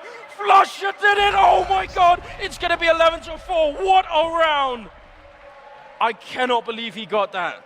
It's very important play for flusha and for Fnatic. I mean, they don't want to end the half feeling like they gave up a round, because Fifflaren hit a really nice shot on znajder in the library earlier on. I feel like that should have been Fnatic's round, but Fifflaren just did something just completely out of the ordinary by taking out znajder, who was waiting for him. Fifflaren able to get the last kill here as well, but no time to defuse. Fnatic win the last 2 rounds, and if they do, they have some momentum going on first of all, and if they do get the pistol on in the second half, all of a sudden we could be looking at another massive comeback. That is, I mean, yeah, winning the pistol round now would give Fnatic a really good boost of momentum. And on top of that, they win the final round of the half like that. A 1-on-3. I mean, if NiP weren't even that far away from the bomb when it went down. They had some time to work with here. And it looked for a few seconds like flusha was just going to get zoned out on Banana. Like they could just keep one person, toying with him while the other one was defusing. Should be no problem. And he manages to come back and do it. I'm thoroughly impressed by that. Second half coming up, the pistol round. I think actually on HLTV, Lovis, a while ago, you compiled some stats that said that if you win both the pistol rounds, about 80% of the time, you'll win the map. Yep. So that's what's on the line here. That is indeed. And, Inferno actually isn't the hardest map to win second round buys on. It's actually a reasonably okay map to try to buy on the second round and take the momentum back. And obviously that's what I would do if I were Fnatic and I lost the pistol round, because they just need to give themselves some room to work with. But they're a good pistol round team, and they're going to be hoping to tie the pistol rounds up on the second map and get a chance to come back and have a good half like NiP just did. Well, if you are Fnatic now, you know how much hinges. I mean, I asked you this question as well when we were on Dust 2. How do you win a pistol round at this point when you're Fnatic? You know how much is riding on this. You're on the counter-terrorist side. What's a really good pistol round strategy for Inferno on the CT side? Whatever they're comfortable with. Whatever they're comfortable with. You don't want to do things you haven't practiced a ton. You want to stick with what you have the most routine with. This is not the time to reinvent the wheel. Well, I'm really surprised as well, though. There's no body armor on anybody on Fnatic. They have 2 Molotovs as well. If this is something they've practiced, it's going to be good. Look at this. They throw down grenades onto the middle, Molotovs as well, but they don't catch NiP. They're pushing up. Get right gets the kill. They're trying for the flank, but Get right, they already know it. It's a 2-for-2 trade. They're pushing into the bomb side, and this is so weird. They've exchanged positions. Get right now. Friberg defending. He's going to go down, and now Forrest comes in to clean up. Get the first kill. He's going to drop. It's all on Fifflaren in a 1-on-2. What an aggressive round from Fnatic to try and make this work. This is what they had planned for NiP. This is what they had in store. Oh, great shot from Fifflaren. He's gonna, znajder's gonna go for the defuse, straight defuse, no fake. 2, 1, is he gonna go for it? He does it, znajder! Oh my God, the 1-on-1, straight defuse, no fake at all. That is, well, another round like that. We just had it in the last half. And that was unfortunate for Fifflaren. The fountain was just blocking znajder just enough for him to be able to get that defuse. That was actually a very good try by Fifflaren getting that first kill, but just a little unlucky there that znajder was able to straight defuse. Oh, wow. So that's 2 rounds in a row where NiP probably should have won it and just couldn't. Now they are actually going to go for the buy nonetheless. 2 AKs, armor as well, and some 5s and some P250s. This is NiP saying they want the game back. They want to go to a 3rd map, and this is their plan to do it. Let's see how this goes, if they catch Fnatic off guard or not. They don't want to give NiP Fnatic any momentum, that's for sure. They know they can come back. They know they can do these massive comebacks. They don't want to give them a chance to get there. They want to take the momentum back right here. Yeah, the push is going to come in, and oh, what a shot from Get right early on. That's Devilwalk gone down. They're going to push in. There's still one more person in the bomb site here, and he's behind the new box, but pronax gets obliterated, and now Friberg is waiting. Gets shut down by flusha, but the bomb goes down. Already a godlike start for NiP. We're looking at 11-5. They got a 4-on-3 situation, and the bomb is taking away. There's 1 kid on znajder. JW gets shut down. This could be the beginning of a great comeback from NiP, because if they didn't win this round, Fnatic could just take all the rest of this game and maybe win the map. Another headshot from Get Right. He's got the double already. He's spraying through, and there's no opening here for flusha. Get Right gets the triple kill. The power of having Get Right on your team, Lopez. I mean, what can you say? I mean, it doesn't hurt to have the world's best player on your team. Well, let's put it that way. I mean, it's really nice entry kill there. 2 more frags to follow it up. Get Right is in form. Yeah, that kind of opening is worth its weight in gold, and now it's going to be a 12-5 situation. 18th round is coming up. Fnatic are back on just pistols. I really think if NiP hadn't won that round, there was every chance that Fnatic could just outright, win the rest of them and make it back to a 16-14 type victory again. There's no question. And I mean, it's not still completely impossible. We did see Recursive come from a 4-14 deficit in the group stage against NiP all the way back to 13-15. Now, we did talk about earlier that it is possible that NiP sort of just took their foot off the pedal because they did have such a big lead against what many would consider a weaker team.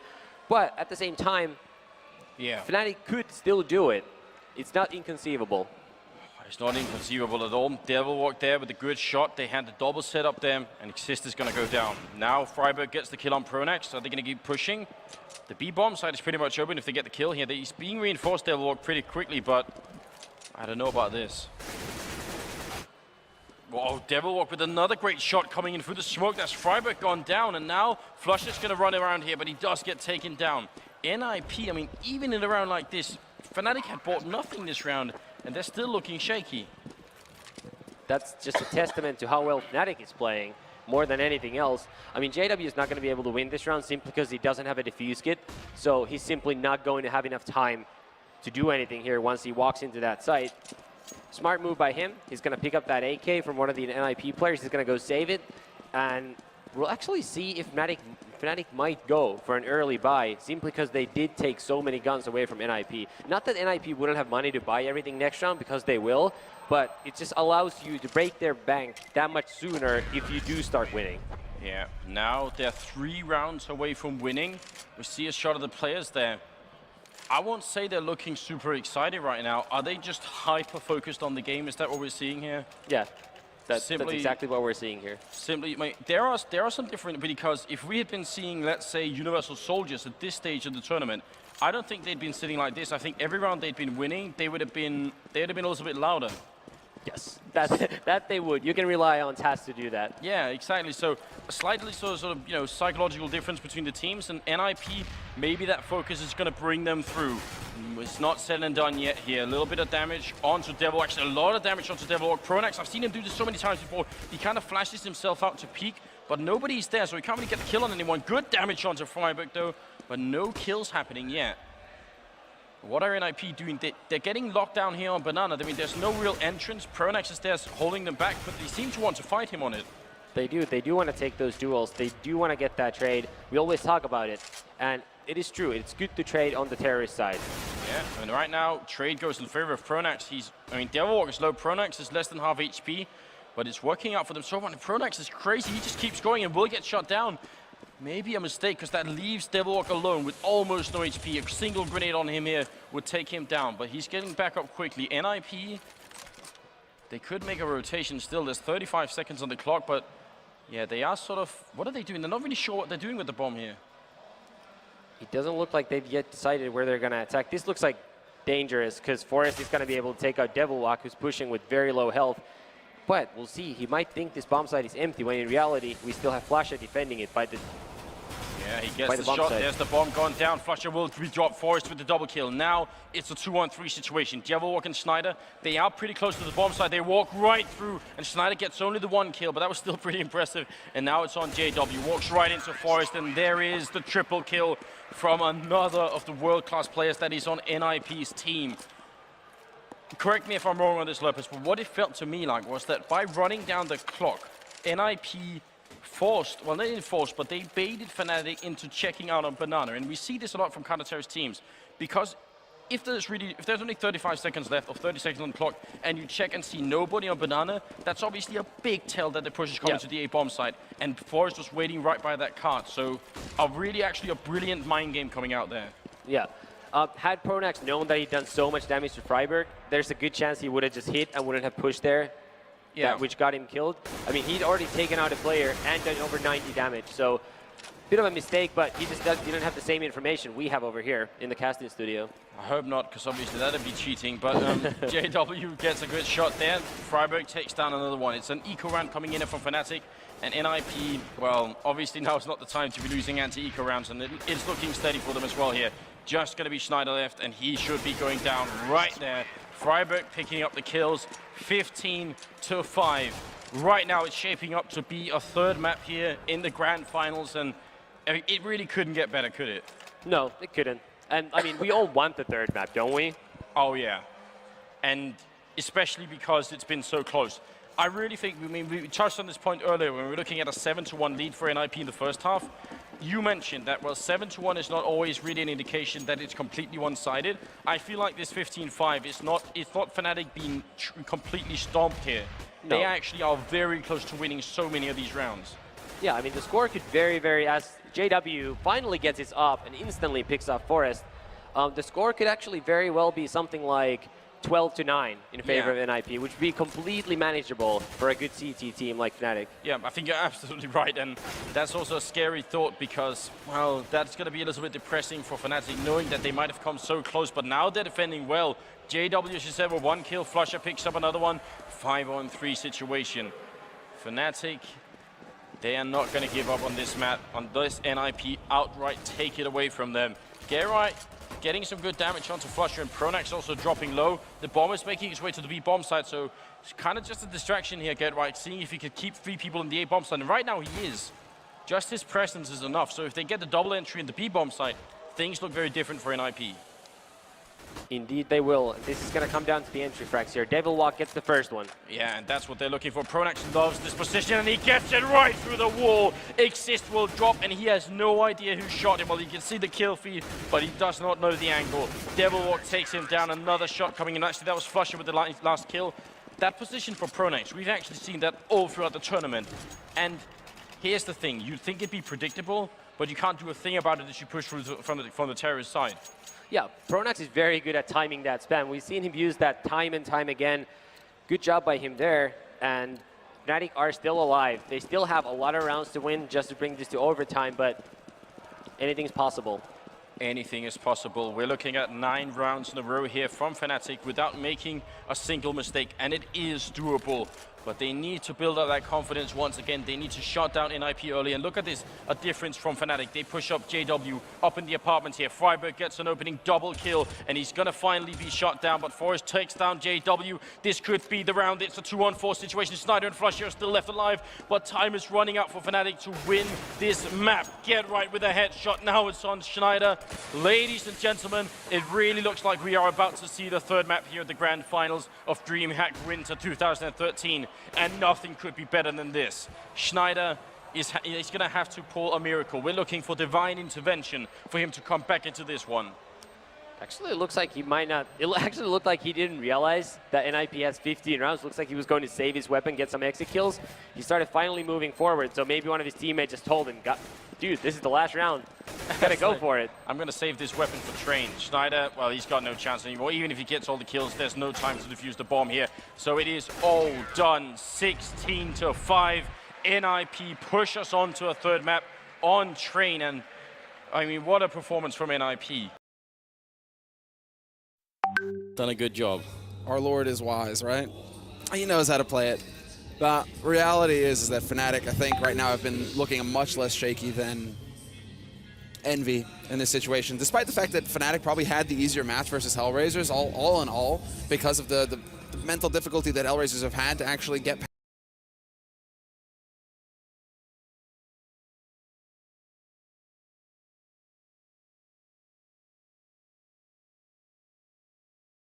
In numbers to support. Very cool, guys. Now it's Train. In numbers to support this. Very cool, guys. Now it's Train. It's the final map.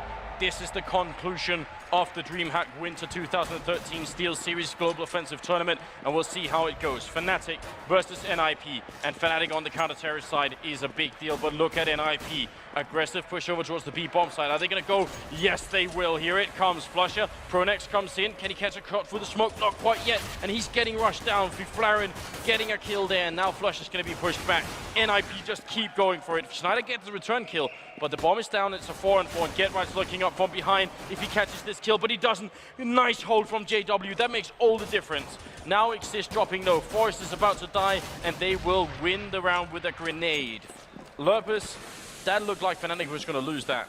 It did, didn't it? For a couple of seconds as NiP entered the site, they got the first kill, and he really looked like Fifflaren was going to be able to take out flusha as well. He couldn't connect that shot, and then all of a sudden the Fnatic troops just roll in, take everybody out. JW correctly knows GeT_Right is going to be on that flank, patiently waits as his teammates are battling on the inner bomb site, takes him out, and Fnatic have the early lead and the all-important pistol round.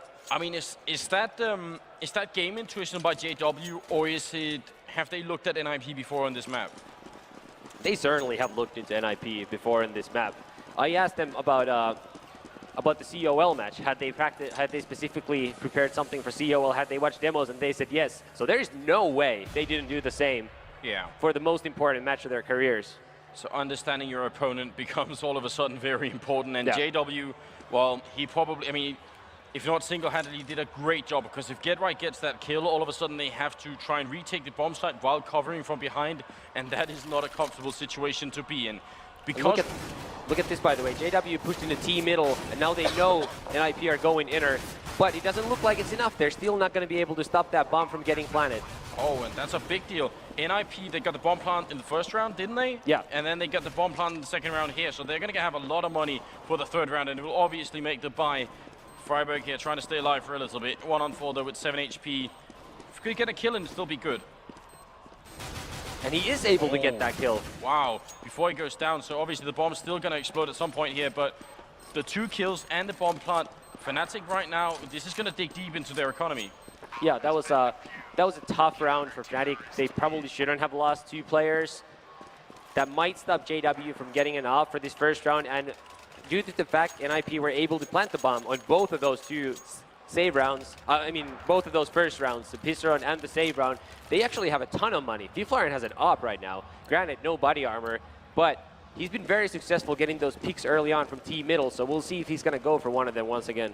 Well, now Fifflaren has picked up an AWP. We're in the third round straight away, and Fnatic, they need to hold this one, otherwise they're going to be back to ecoing. Fifflaren missing a shot, and they're going to rush him down. Nice read on znajder there, and that's going to put a big dent in NiP's plans here.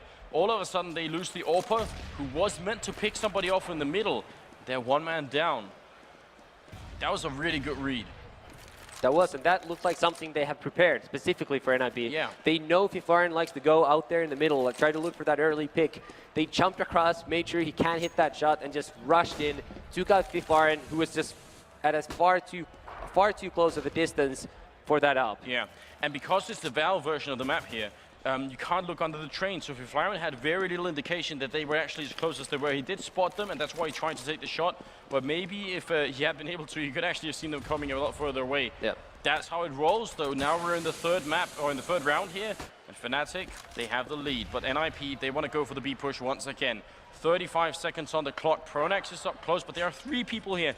Fnatic are reading NiP so well at the moment. This is going to be a tough bomb plant for the Ninjas, and 1 is going to go down. There's pronax with the kill. flusha comes in, tries to see if he can find the angle, but pronax is up close, takes down the bomb carrier, and now it's GeT_Right and Friberg left, and good kills come in from either one of them. They catch Devilwalk reloading, but it's not going to work. He's still got the kill. And a good rotation, first of all, from Fnatic. They over-rotated. They placed 3 people on that inner bomb site. That's not what you normally do. So that's a good call by Fnatic. And I just think they actually have a pretty good understanding of how NiP are playing. They seem to really favor attacking the inner bomb site in their match against LGB Esports. Yeah, it's looking good early here for the... Well, for Fnatic, 4th round is coming up. I'm trying to look at the scoreboard. How much money have they got at the moment? Fnatic don't have that much. NiP continuously have an opening here to force an eco, but they're ecoing themselves right now. So it's going to be hard this round. And I mean, that's really how you break a counter-terrorist team on a map like Train. You need them to eco at least once during this half, I think. Otherwise, it's going to be tough. Yeah, and right now Fnatic are playing very aggressively in the inner bomb side. They want to stop NiP from getting another bomb plant and potentially, ooh, and flusha almost nades himself, just 4 health points left.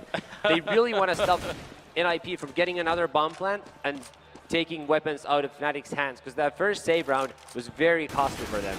Well, that it definitely was. JW there is going to take down Fifflaren, and now it is Xizt in a 1-on-5 situation. And this is important for Fnatic. This is actually, I mean, these are the basics of Counter-Strike right now. But if Fnatic start throwing away rifles in these anti-eco rounds, well, that plays right into what NiP have planned for them. Instead, they all survive. And it's simple, it's really basic, but it's also completely critical. That it is, and we're going to see the second weapon round of this third map of the DreamHack Winter 2013 SteelSeries CSGO Championship Grand Final here. Yeah, we'll have to see how this goes down. It's all AKs, so they're done trying with the AWP here. Maybe they can afford it, maybe they just thought it wasn't worth it. And now we're running into the 5th round. NiP, are they going to go for an A push? They haven't tried that yet, so maybe they feel like it's time. And actually, if they do, I feel like Fnatic might be able to read this perfectly. Znajder here, going to get flashed and grenaded on. Are they going to come for it? There are 2 people hiding here, JW and Znajder. If NiP come down the ladder here, down by PopDog, that's going to be very difficult. That's a very good stack there. And, I mean, like we talked about, it looks like Fnatic have a pretty good idea of how NiP like to play. They seem well prepared for them. All these setups just seem to be working out. We'll see where NiP winds up attacking this round. Pronax been sitting up in the light of his computer screen at late hours of the night, watching NiP demos and preparing for this day, for this map, for this very moment. And while it's been working out for 4 rounds in a row, maybe it'll continue to do that. NiP, though, lovers, what are they up to? They got the bomb down by Ivy. It looks like they are going to be attacking Ivy here. We see Get Right in the T middle, Friberg taking over the brown hole area by inner bomb side, and the rest of the NiP are setting up to attack Ivy. Yeah, and it's going to be Devilwalk to try and contend with it. And I've seen Devilwalk defend this spot very well in the past. He's going to fall back, grenade out. NiP aren't going quite yet. There's only 30 seconds on the clock. Now is the time to make a move. And they have Fnatic faked a little bit here. Znajder, though, gets a kill on Friberg. Devilwalk takes down the bomb, and now he's still alive. Falls back, he gets back up from flusha, and the push is done. I mean, when you push this late and lose this many rounds people early, there's really no opening. There really isn't. And that was, by the way, very nice rotation by Devilwalk to fall back behind that corner and allow whoever that was to peek him and then get shot from the side by flusha. So good play by him. NiP completely shut down, like you said. Yeah, very good stuff. And looks like we might have a little bit of a technical issue on the server. We'll see how it plans out. Currently, though, the score is 5-0, and the 6th round is moving up. So let's just see how this progresses. I think, are they paused yet? No, they are still continuing. Well, we got the situation we were talking about, their first kill in, and instead of challenging, he falls back. Yes, and as we see from where the bullets are coming from, flusha was actually by the CT spawn ramp. So when that terrorist there, instantly he was obviously running after Devilwalk. So he's going to be looking to his right, pre-aiming through the wall to be able to shoot him as soon as he turns the corner. But obviously, flusha just all the way to his left. Easy kill for the guy, and just good team play by Fnatic. It's still, those little things really actually do make a difference. That they do, and well, the game is paused for a second as they figure out whatever it is that's bothering them. These pauses in a game like this, I mean, hopefully it won't be a long pause. Hopefully it'll just be a few seconds. But if it turns into a long pause, could that give NiP some sort of momentum back? I mean, Fnatic obviously have the upper hand right now. They have a lot of money on their side, and NiP continuously struggle to buy anything. But NiP, are they going to be getting a breathing room here to maybe think the situation through? Yeah, I mean, they're basically getting a free timeout, so that's good for them. Obviously, you wish none of these issues ever rise in big tournaments. It's not fair for anybody, but hopefully they'll work through it fast, and we can just continue the game.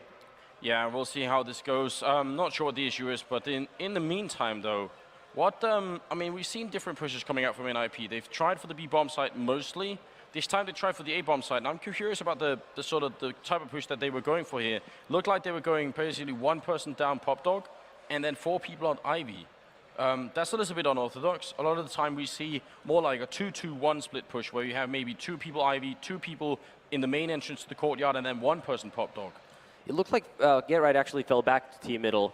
Oh, he did? From there. But I mean, still, he wasn't really able to get out in time. I think that double ladder room setup that saw Xizt is completely devoured by Znajder and JW. That was actually pretty big, because even just that 1 kill The thing is on train, because there's so many openings for the terrorists to attack from. If you lose one player, that's sort of going to collapse your defense, because all of a sudden there's a spot where the terrorists can get out from, and you don't have enough players to defend all of it. So once that one person dies, this guy here has to start looking here. That's going to open this spot. And it's just a really big hassle if the team isn't very experienced and doesn't have very good communication, where all of a sudden the terrorists have a bunch of openings that allow them to get kills.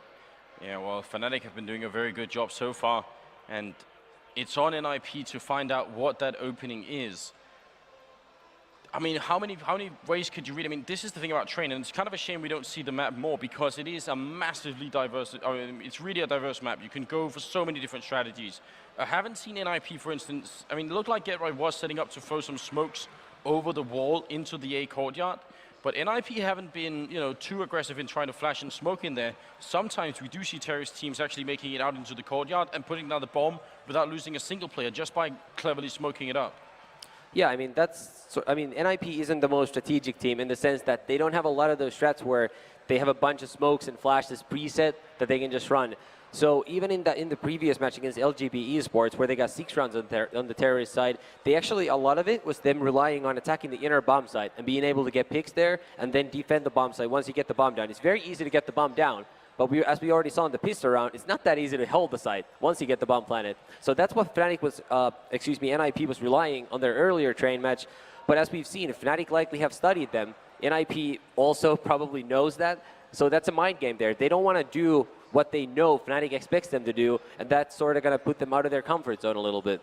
Now, a little bit of a suggestive question here. If you're NiP right now, you've lost 5 rounds in a row, and JW hasn't even picked up an AWP. How worried would you be? Because that's what we were talking about. That was the real strength of Fnatic right now, and they're doing without it.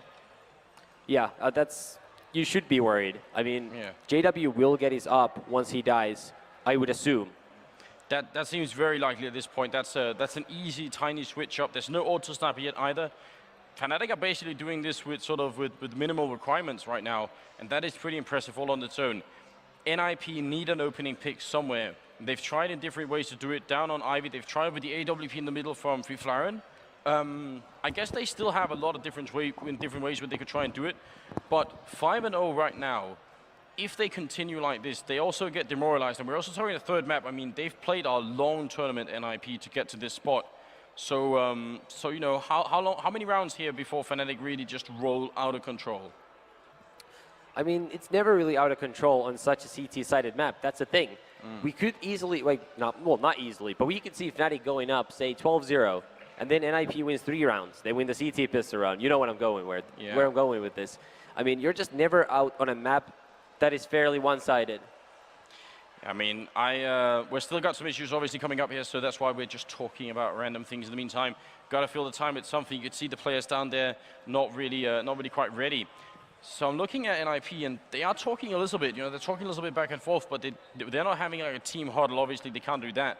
But you know, the communication that they're having, it doesn't seem like it's that much. And actually, at an event that I was at as well, at the raid called EMS1 Cup, NiP lost very games there, and it felt like when they were losing, NiP just kind of shut down. They weren't talking too much. They weren't communicating too much. That seems like a really unhealthy sign for a team. Yeah, I mean, NiP are somewhat of a quiet team, in my opinion. They don't have a lot of vocal people on the squad, and that's actually something that he can help with. Even though he's not the strategic mastermind that Karn is, and he can provide that same knowledge that Karn does strategically, he's a good motivator. And I actually think that might be more fitting for NiP in a sense, because that is what they need as when they are a quiet team and when they start losing. They've said that previously. They actually like having him behind them, just rallying them. Yeah, so maybe a little bit of boost of momentum, maybe giving them that winning spirit back. It could be that that's what they need right now because, yeah, being down 5-0 is not that good, but it could turn around really quickly. The round that we're sort of waiting to come up here, it doesn't seem like they quite have the money to make a full buy, so they might be in for another eco because this is the weird thing. A lot of train, it's even as a terrorist, when you put the bomb down on train, unless you clear the whole bomb site, you could really quickly lose right after having put the bomb down. But NiP haven't even been in that position yet. They get killed before they actually even get into a bomb site. So there's really a long way to go here. Yeah, the difference between the old train of Counter-Strike 1.6 that a lot of people are familiar with, in that version, once you get the bomb down, you were very likely to win the round because there were so many good places to hide. in Counter-Strike Global Offensive, you can get the bomb planted very easily, but there aren't many places to hide because you can't go under trains. And there just aren't as many spots. So in this version, you might get the bomb planted every round, but there's only those couple of spots where you're going to hide. So if the counter-terrorists are good at retaking the site, there's going to be tapping the bomb and waiting for you. So it's actually very important not only to get the bomb planted, but clear the bomb site, like you just said. Yeah, and that's something NiP need to work on to even get to that point in the game where they're able to do that. A single early kill in a round, that might be exactly what they need. And I'm trying to think in my mind. Obviously, obviously there's a reason why I'm not the in-game leader of any top team. But I'm really lost for how they could get that opening kill. The AWP has been taking middle, and you do sometimes see teams try and go down on Ivy and actually jump up on the fence to try and peek. And Devilwalk is a player, when he's defending Ivy, he will look down that lane or that side lane. So maybe that could be an opening for NiP. It could. I mean, it's still early on in the half. I think we might be overreacting a little bit in the way we're analyzing this, because there's only been 2 weapon rounds so far. Yeah. So, I mean, it's just too early to say what's going to work, what cannot work. But we're gonna get right back into the game here, and we're going to see what NiP, choose to try next. Well, I mean, it's now the second, well, I think this is the 3rd weapon round then. They do actually have the money to buy here, so we'll see how it goes for NiP. Can they get the opening frag? Technical issues have been solved, so we're right back into it. Ladies and gentlemen, the grand finals should resume in just a few seconds here. Well, are they still paused? No, they tricked us out. They did say good luck, have fun, so you'd think it'd be ready. Freeze time has been cancelled, so there we are. Fnatic, 5-0 if you're just joining us, then welcome to the stream. Now is a pretty good time to tune in, because it's the final map. And right, I mean, NiP, they're defending champions. If they lose this map, that would be a big upset, and Fnatic will be celebrating all throughout the night. That they will. Okay, so here we see, these are the smokes that I was talking about earlier that NiP haven't gone for. You see them actually with the tracers out there raining down into the bomb site. Xizt, he's already taken out Pop Dog. He's waiting, he catches one person headshot on Devilwalk. Or JW, that's a big kill. Devilwalk takes down one though. It becomes a 1-for-1 trade. They keep pushing. Friberg shots him down, and now they just die left and right. Pronax and znajder are left, and znajder comes around. Very good movement, he jumps, he goes down to Forest. It's gonna be Pronax in a 1-on-3. Right after the pause, they come back with this NiP, and this is what we were hinting at a little bit in the pause time. Having a pause like this could really give a team some breathing room and maybe kind of a timeout, as you said. Yeah, it seems like it did. I mean, most tournaments don't allow timeouts. Some tournaments used to back in the days, and it really does help you. What teams do instead often is they stay in their spawn on their save rounds. Because most counter-terrorists don't want to just go chase them in a big match, because there's always a chance they could have a stack there and get some kills. So that's sort of an artificial timeout for teams. Now, obviously, we had some technical issues, so NiP sort of got a real timeout over there. And that could make a difference. I mean, a timeout in a game like this could be an interesting thing if it really makes a big difference. Obviously, schedule-wise, it could be a bit of a problem, but we do see very games sometimes on eco rounds just standing completely still in the spawn and talking it out. And it's worked for them. I mean, at EMS they did it, at ESWC I think they did it too, and they really end up beating NiP doing that. Friberg now pushing in. Oh, great trade coming in here from Fnatic. They get all 4 kills, so now it's going to be Get Right alone. Well, in a 1-on-3 situation. And these are the situations where Get Right really is an important player, because he can get these kills in. He runs around, he gets the second one, it's back to a 1-on-1. One headshot on flusha here, and that would be one of the coolest plays of the tournament so far. 55 seconds on the clock, he tries for it. He just needs one tap, but if he gets even a bullet on his fingers here, he's gonna go down. He's on life support at the moment, and flusha must know it. They know how much damage they've done to Get Right already here. 45 seconds, Get Right spying out a lot of time. This is mind games on a high level right now, Lopez. Yes, and like you said, this is where Get Right is at his best. He's the world's best closer. He's very good closing out these rounds. He's already taken it down from a 1 versus 3 into a 1 versus 1. Now, granted, there's only 30 seconds left on a clock. The bomb's down halfway across the map, so it's going to be very tough for Get Right. But if anyone's going to be able to do this, win this round, it's him. I mean, it turned from a 1-on-3 into a 1-on-2 into a 1-on-1. Now he's got 15 seconds to either find flusha or the bomb. And right now, actually, oh, he's going to have to just make a run for the bomb here. Oh, flusha makes a perfect call here. He hides. He doesn't get the kill yet. It's 5 seconds. 4. He hides behind the barrel, and you can't shoot through that. But flusha is going to try and get it, and he will. Get Right I mean, a few seconds more, maybe that could have worked out for him, but a tough situation. I mean, it's a very good effort just to bring a 1 versus 3 down to a 1v1 and get the bomb planted. That's going to help not only NiP's own money situation as they get the extra $800, all of them, and Get Right gets a little extra for those kills and the bomb plant, but also hurt Fnatic's money situation because they once again lose 2 weapons, and we always talk about how expensive it is to buy all your weapon and equipment as a counter-terrorist. Yeah, it really is. Fnatic now, the money situation a little bit lower than it was earlier. We're in the 8th round. The score is 6-1. NiP, they found the 1 round. They almost got this round off of the back of Get Right's clutching abilities, but it wasn't quite enough. And NiP, they go for the buy this round. And even though it involved Galils, they still want to do it. JW picks up the kill on Friberg, who is trying to take a peek over by the B bomb site. But buying Galils and stuff like this must be a sign that NiP sort of really want to limit the economy of Fnatic right now. Yeah, I mean, we already saw that in the previous maps too, or rather Dust 2, since NiP were never really trailing on Inferno. They really like to buy quite a lot. They know they have so much skill that they can sometimes get by just by the individual skill, even if their equipment isn't good enough to really do that. So it's a good call, and a lot of the time it works out. Not sure about this one, as they're already down a man. They are down a man here, and they've got only 45 seconds. NiP are playing very slow rounds here on Train, and it's already sort of, you know, stopped them once where they just couldn't get, as soon as they lost a few people, the round was pretty much done. Now they're going to smoke off down here on the sidewalk, and pronax is the one defending. He flashes out early, he's got flusha with him as well, and the rotation is close by. They got another man in the connector, so essentially 3 people here at the B bomb side already. But if they take pronax down, they try and just guess through. This is crazy. Pronax gets the kill on Get Right, and the bomb is dropped. So now Fnatic know they fall back up. It's going to come in. Good shot from Fifflaren, but it might be too late. It's going to be Xizt, and Fifflaren now just Xizt with a great double kill. Can he go for even more? 10 seconds on the clock, and he will go down to Devilwalk. I mean, Fnatic, they have good rotations, and they have good holes, so there's time to make that rotation. And most importantly, they're hitting practically all of their shots. I mean, that really is what I think is the difference so far in this game. Yeah. Not only so much you can do if your opponent's killing you every time they see you. 7-1 as a scoreline.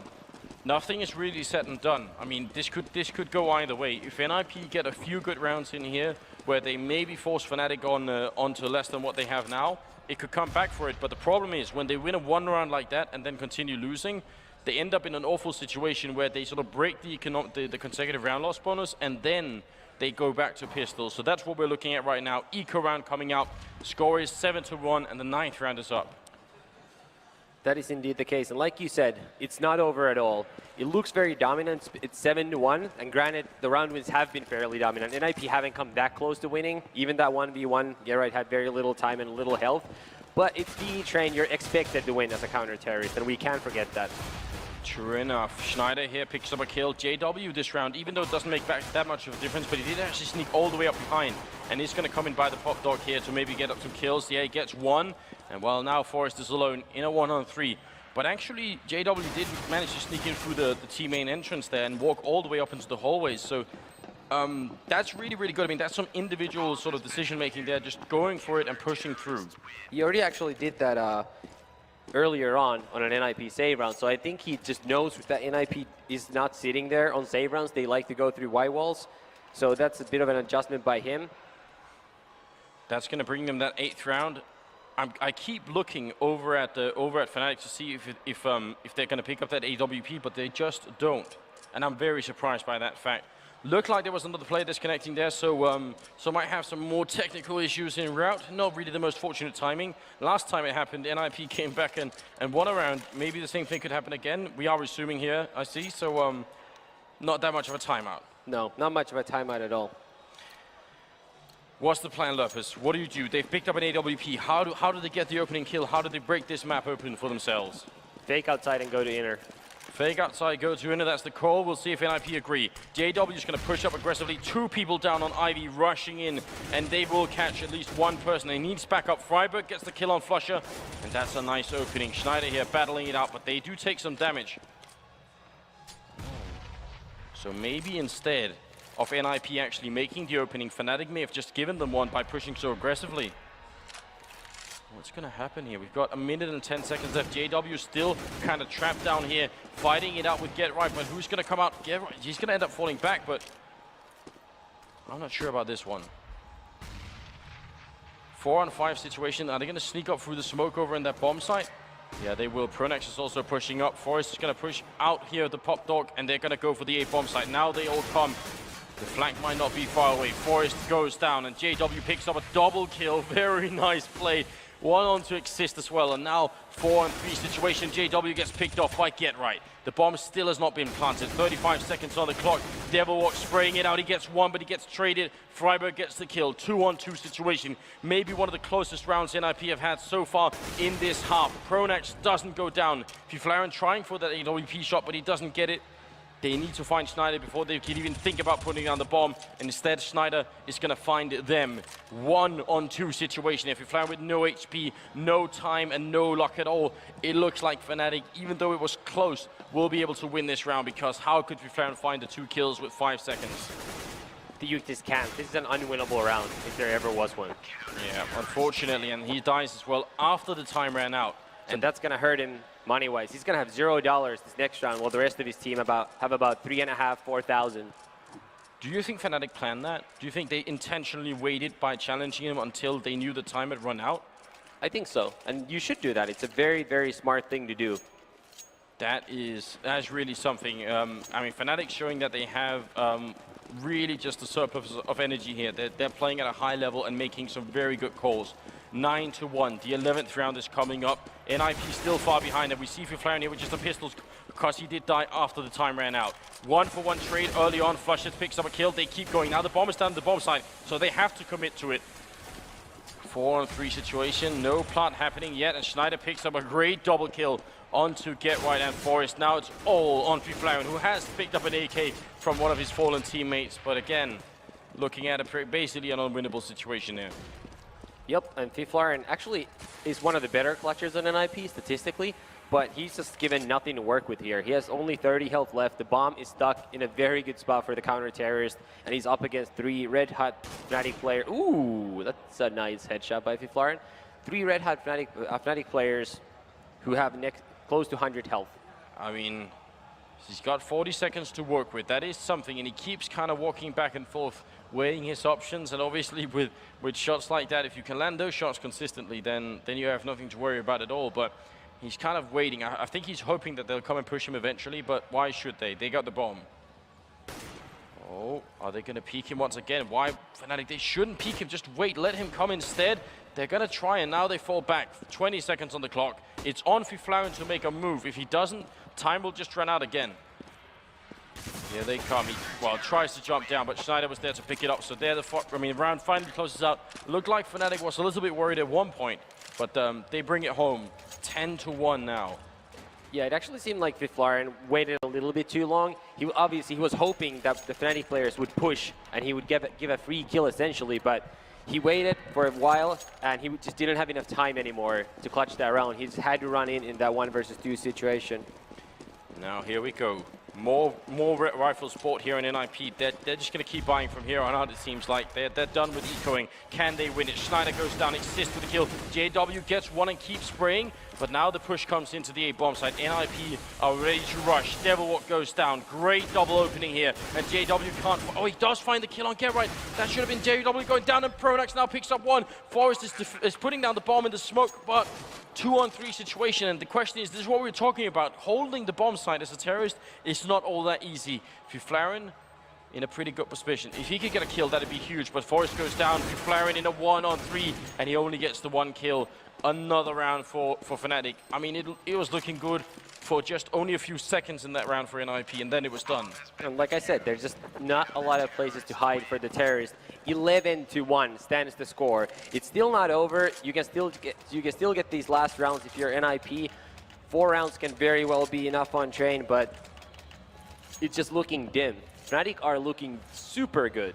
They really definitely are. And you see Khan in the background there with his laptop just pointing and congratulating his team. He really is leading this team at the moment.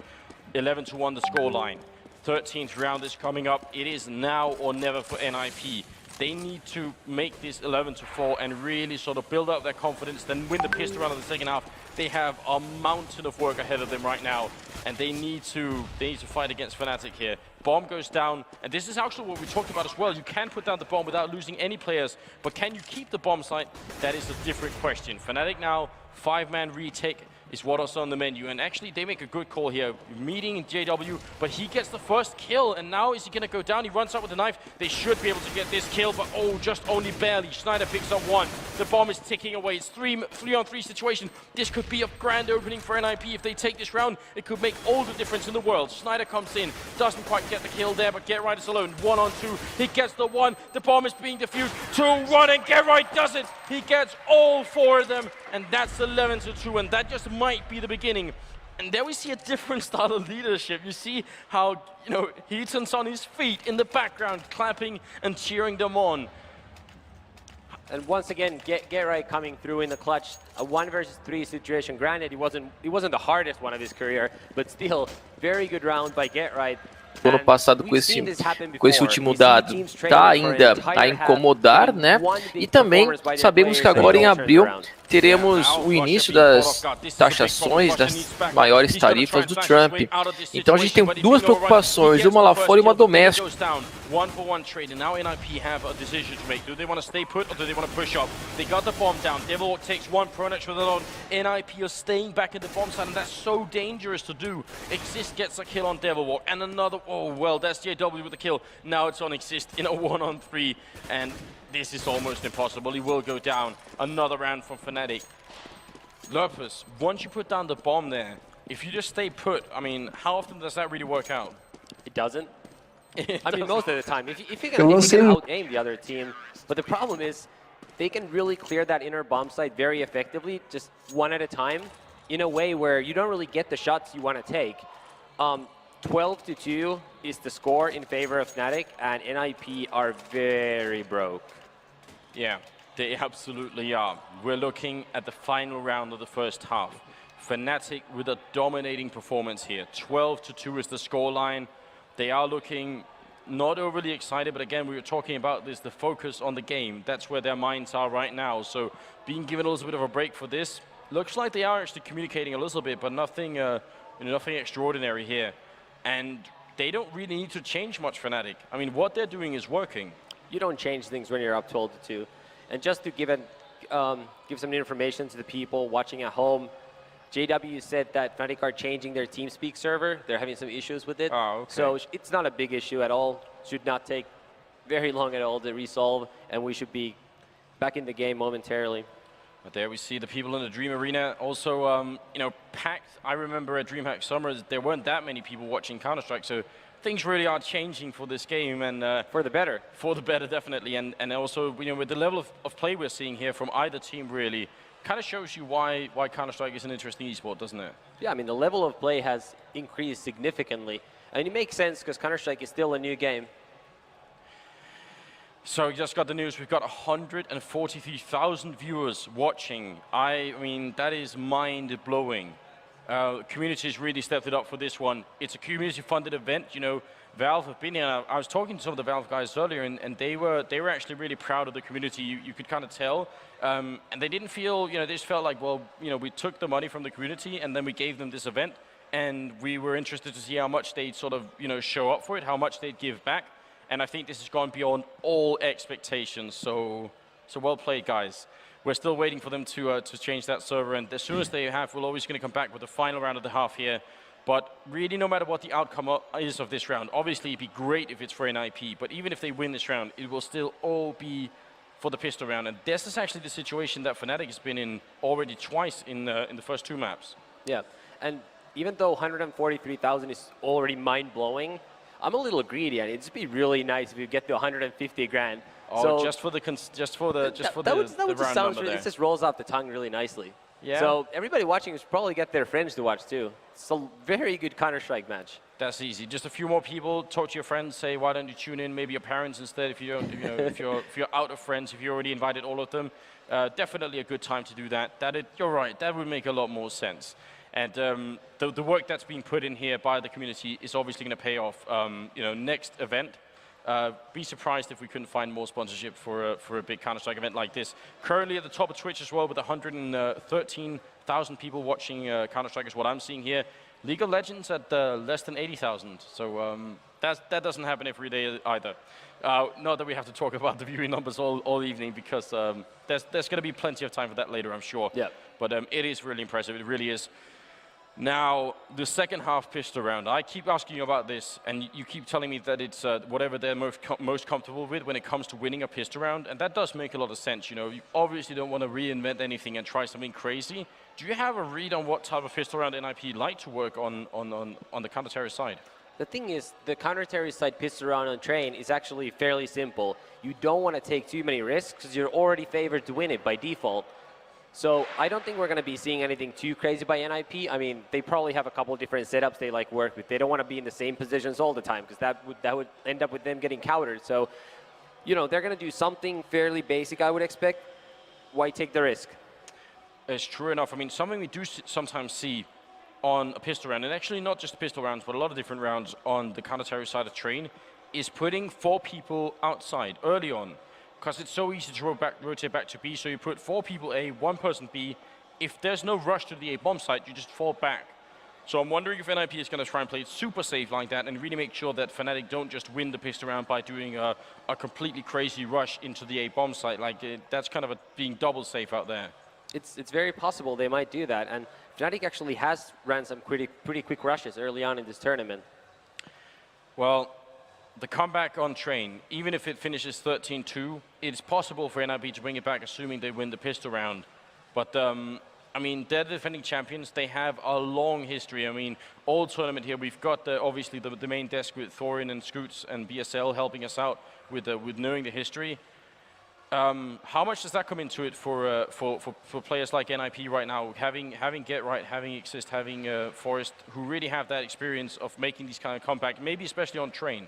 Well, it helps having the seasoned veterans who have done it before. They can calm the rest of the team down and keep telling them, guys, this is really doable. This is not out of our hands. And Heenan is also one of those people who has done that before. So that always helps, and that's something that these Fnatic guys didn't have it within them at DreamHack Summer when they were playing for Epsilon. They didn't know how to come back like they did on Dust 2. They've proven it now, and if NiP makes this comeback, obviously it'll still be very impressive.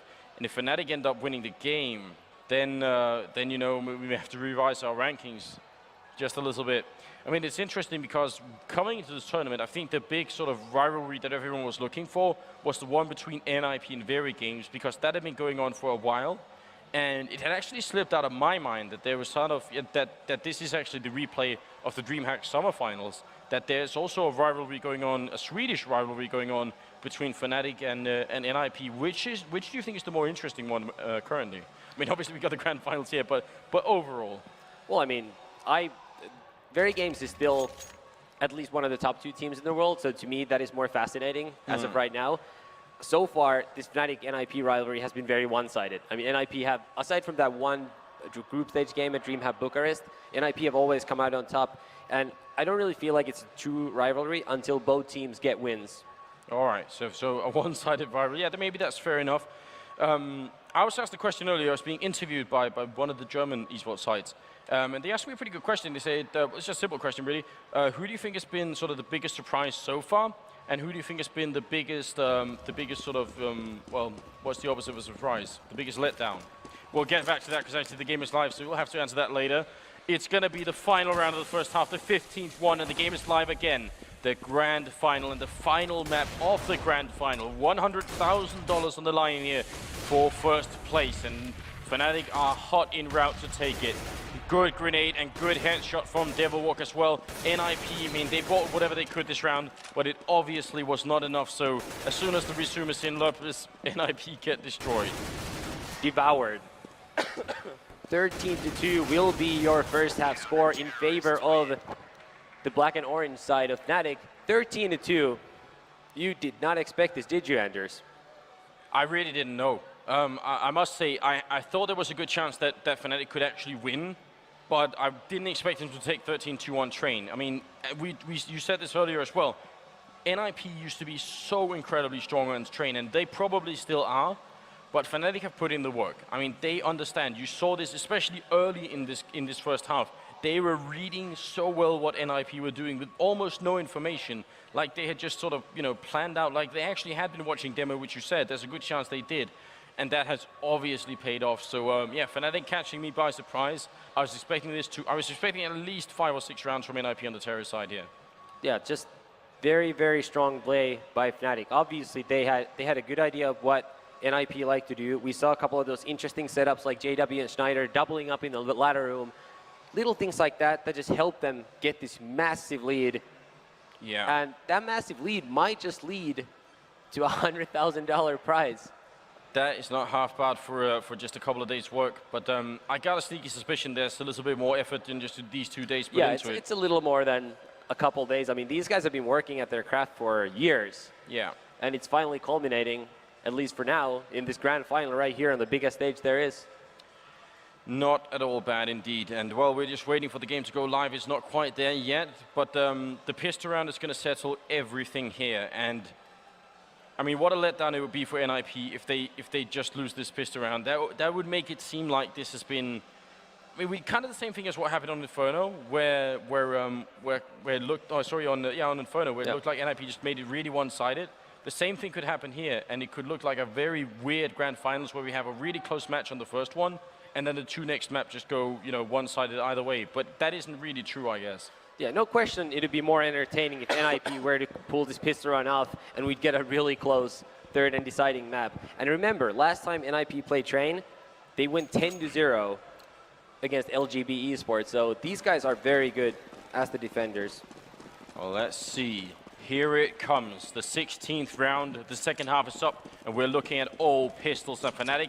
They are very fast down here. znajder down the pop dog, but they're actually all gonna go out. NiP ready. They got too few people. They got 3 people in the B bomb site.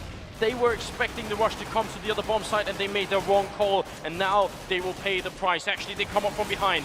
Right now, JW with 3 great kills, and that might be it. It's Get Right in a 1-on-2 against znajder and pronax. What a crazy round. It looked like NiP brought it back with that flank down from Pop Dog, but somehow JW picked up an a stunning triple kill, cementing his role as one of the best players of this tournament so far, and now it's all on Get Right to clutch this 1-on-2. And Get Right is the world's best at this specific thing, clutching these rounds. We'll see if he can pull it off here. He comes back around. If he realizes somehow he understands that znajder might be here, is he going to check the right angle? He makes a lot of noise. He gets a burst shot on him. He doesn't go down. He's on 17 HP, and the bomb is about to be planted back at the A bomb site. This is so tough. Get Right. He keeps trying. He's got years of experience, and now is where he needs to draw right upon it. He's looking for that kill. He knows he has to find him. There's no fake diffusing here. He finds pronax. He gets the headshot, and now it's a 1-on-1. znajder's so low on health. If Get Right could find him, he goes for the fake. He looks all around. He can't find znajder. znajder's walking up here. Is he going to be able to do it? There's not much time. Get Right has to find this kill. He's not looking behind the barrel. He misses him. How did it happen? And now znajder gets the kill. There's no doubt. 14-2, and that's the round. Look at him high-fiving. Look at the complete happiness on Fnatic right there. Wow. And Get Right actually saw znajder on his screen. You could actually see znajder behind that barrel. So that just... I mean, that's gonna haunt him for a while. That will haunt him for a while. I mean, I was about to say that if he had taken one more step to the right then... No, he saw znajder. We didn't see that on the camera, but you could see that on your computer, so that's incredible. We'll have to go back and look at that some other time. Xizt, Friberg with good kills. If NiP bring it back right now, we could all of a sudden have a match on our hands. But if they don't, well, then it might just all be said and done. It is 14-2. We are on the brink of Fnatic being crowned the champions here for DreamHack Winter. And right now, NiP are putting all their might into trying to stop that from happening. A lot of damage onto pronax as well, and Xizt could get the kill easily on him here. This could be NiP's round. We're looking at 4 and 3, but some of the players are almost dead here. Devilwalk fighting out. It's really only JW that has any kind of HP left. They're falling back now.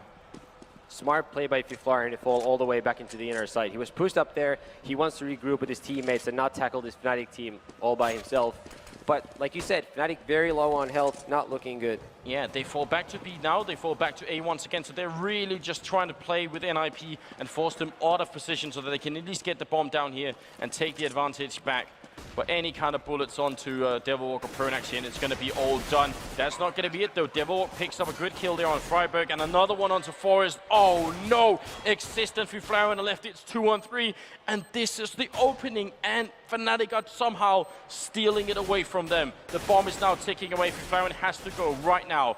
This is all in. There is no more cards to be played. Xizt goes down, and that just might be it. JW ends up picking up a double kill. We're looking at 15-2. What is this, Lepus? It's madness. This is great Counter-Strike being played. I mean, this just shows Fnatic played that round so well. They were down in numbers, very low on health. Fifflaren had a weapon. They faked the inner bomb site. They drew that rotation from NiP. They went back into the outer side. They hit all their shots, and they were somehow able to still win that round. Now, I mean, Fnatic are really earning this win here. Yeah. This is not coming easy. No. NiP are playing well. Fnatic is just playing better. That's what we're seeing right here.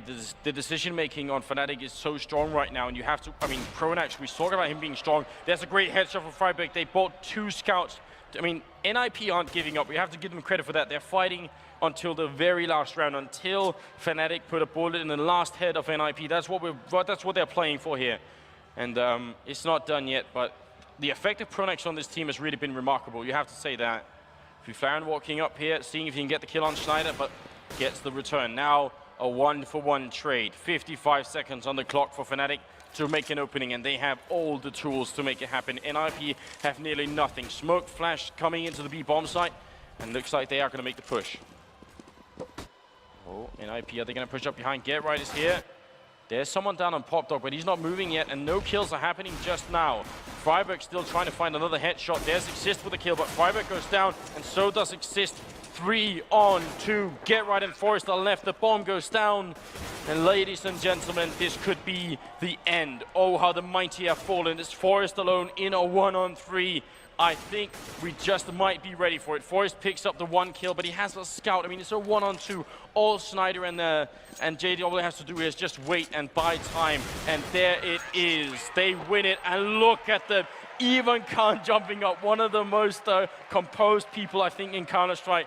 Complete celebration. What a victory, and how they deserve it. Lepus, I mean, we did say it. Fnatic, they could take the victory. They just did it. DreamHack Winter 2013 champions. You've got them right here on your screen. Amazing play by Fnatic throughout the tournament. Just amazing play by them, and they truly deserve to win this tournament. Yes, that they did. A long, hard group that they came out of. They made it through the round of 8 semi-finals as well, and now here they are in the grand finals, shaking hands with NiP, and I can't even imagine what goes through their minds right now. This is truly sensational, isn't it? It is. It really is. What a day it's going to be for Fnatic tonight and tomorrow. O primeiro jogo às 17 horas. Nós teremos 5 jogos para você curtir conosco. Última partida começando às 21 horas. Tem gente de responsa aqui na nossa cabine, hein, Folha? Bora lá, hein? Tudo bem?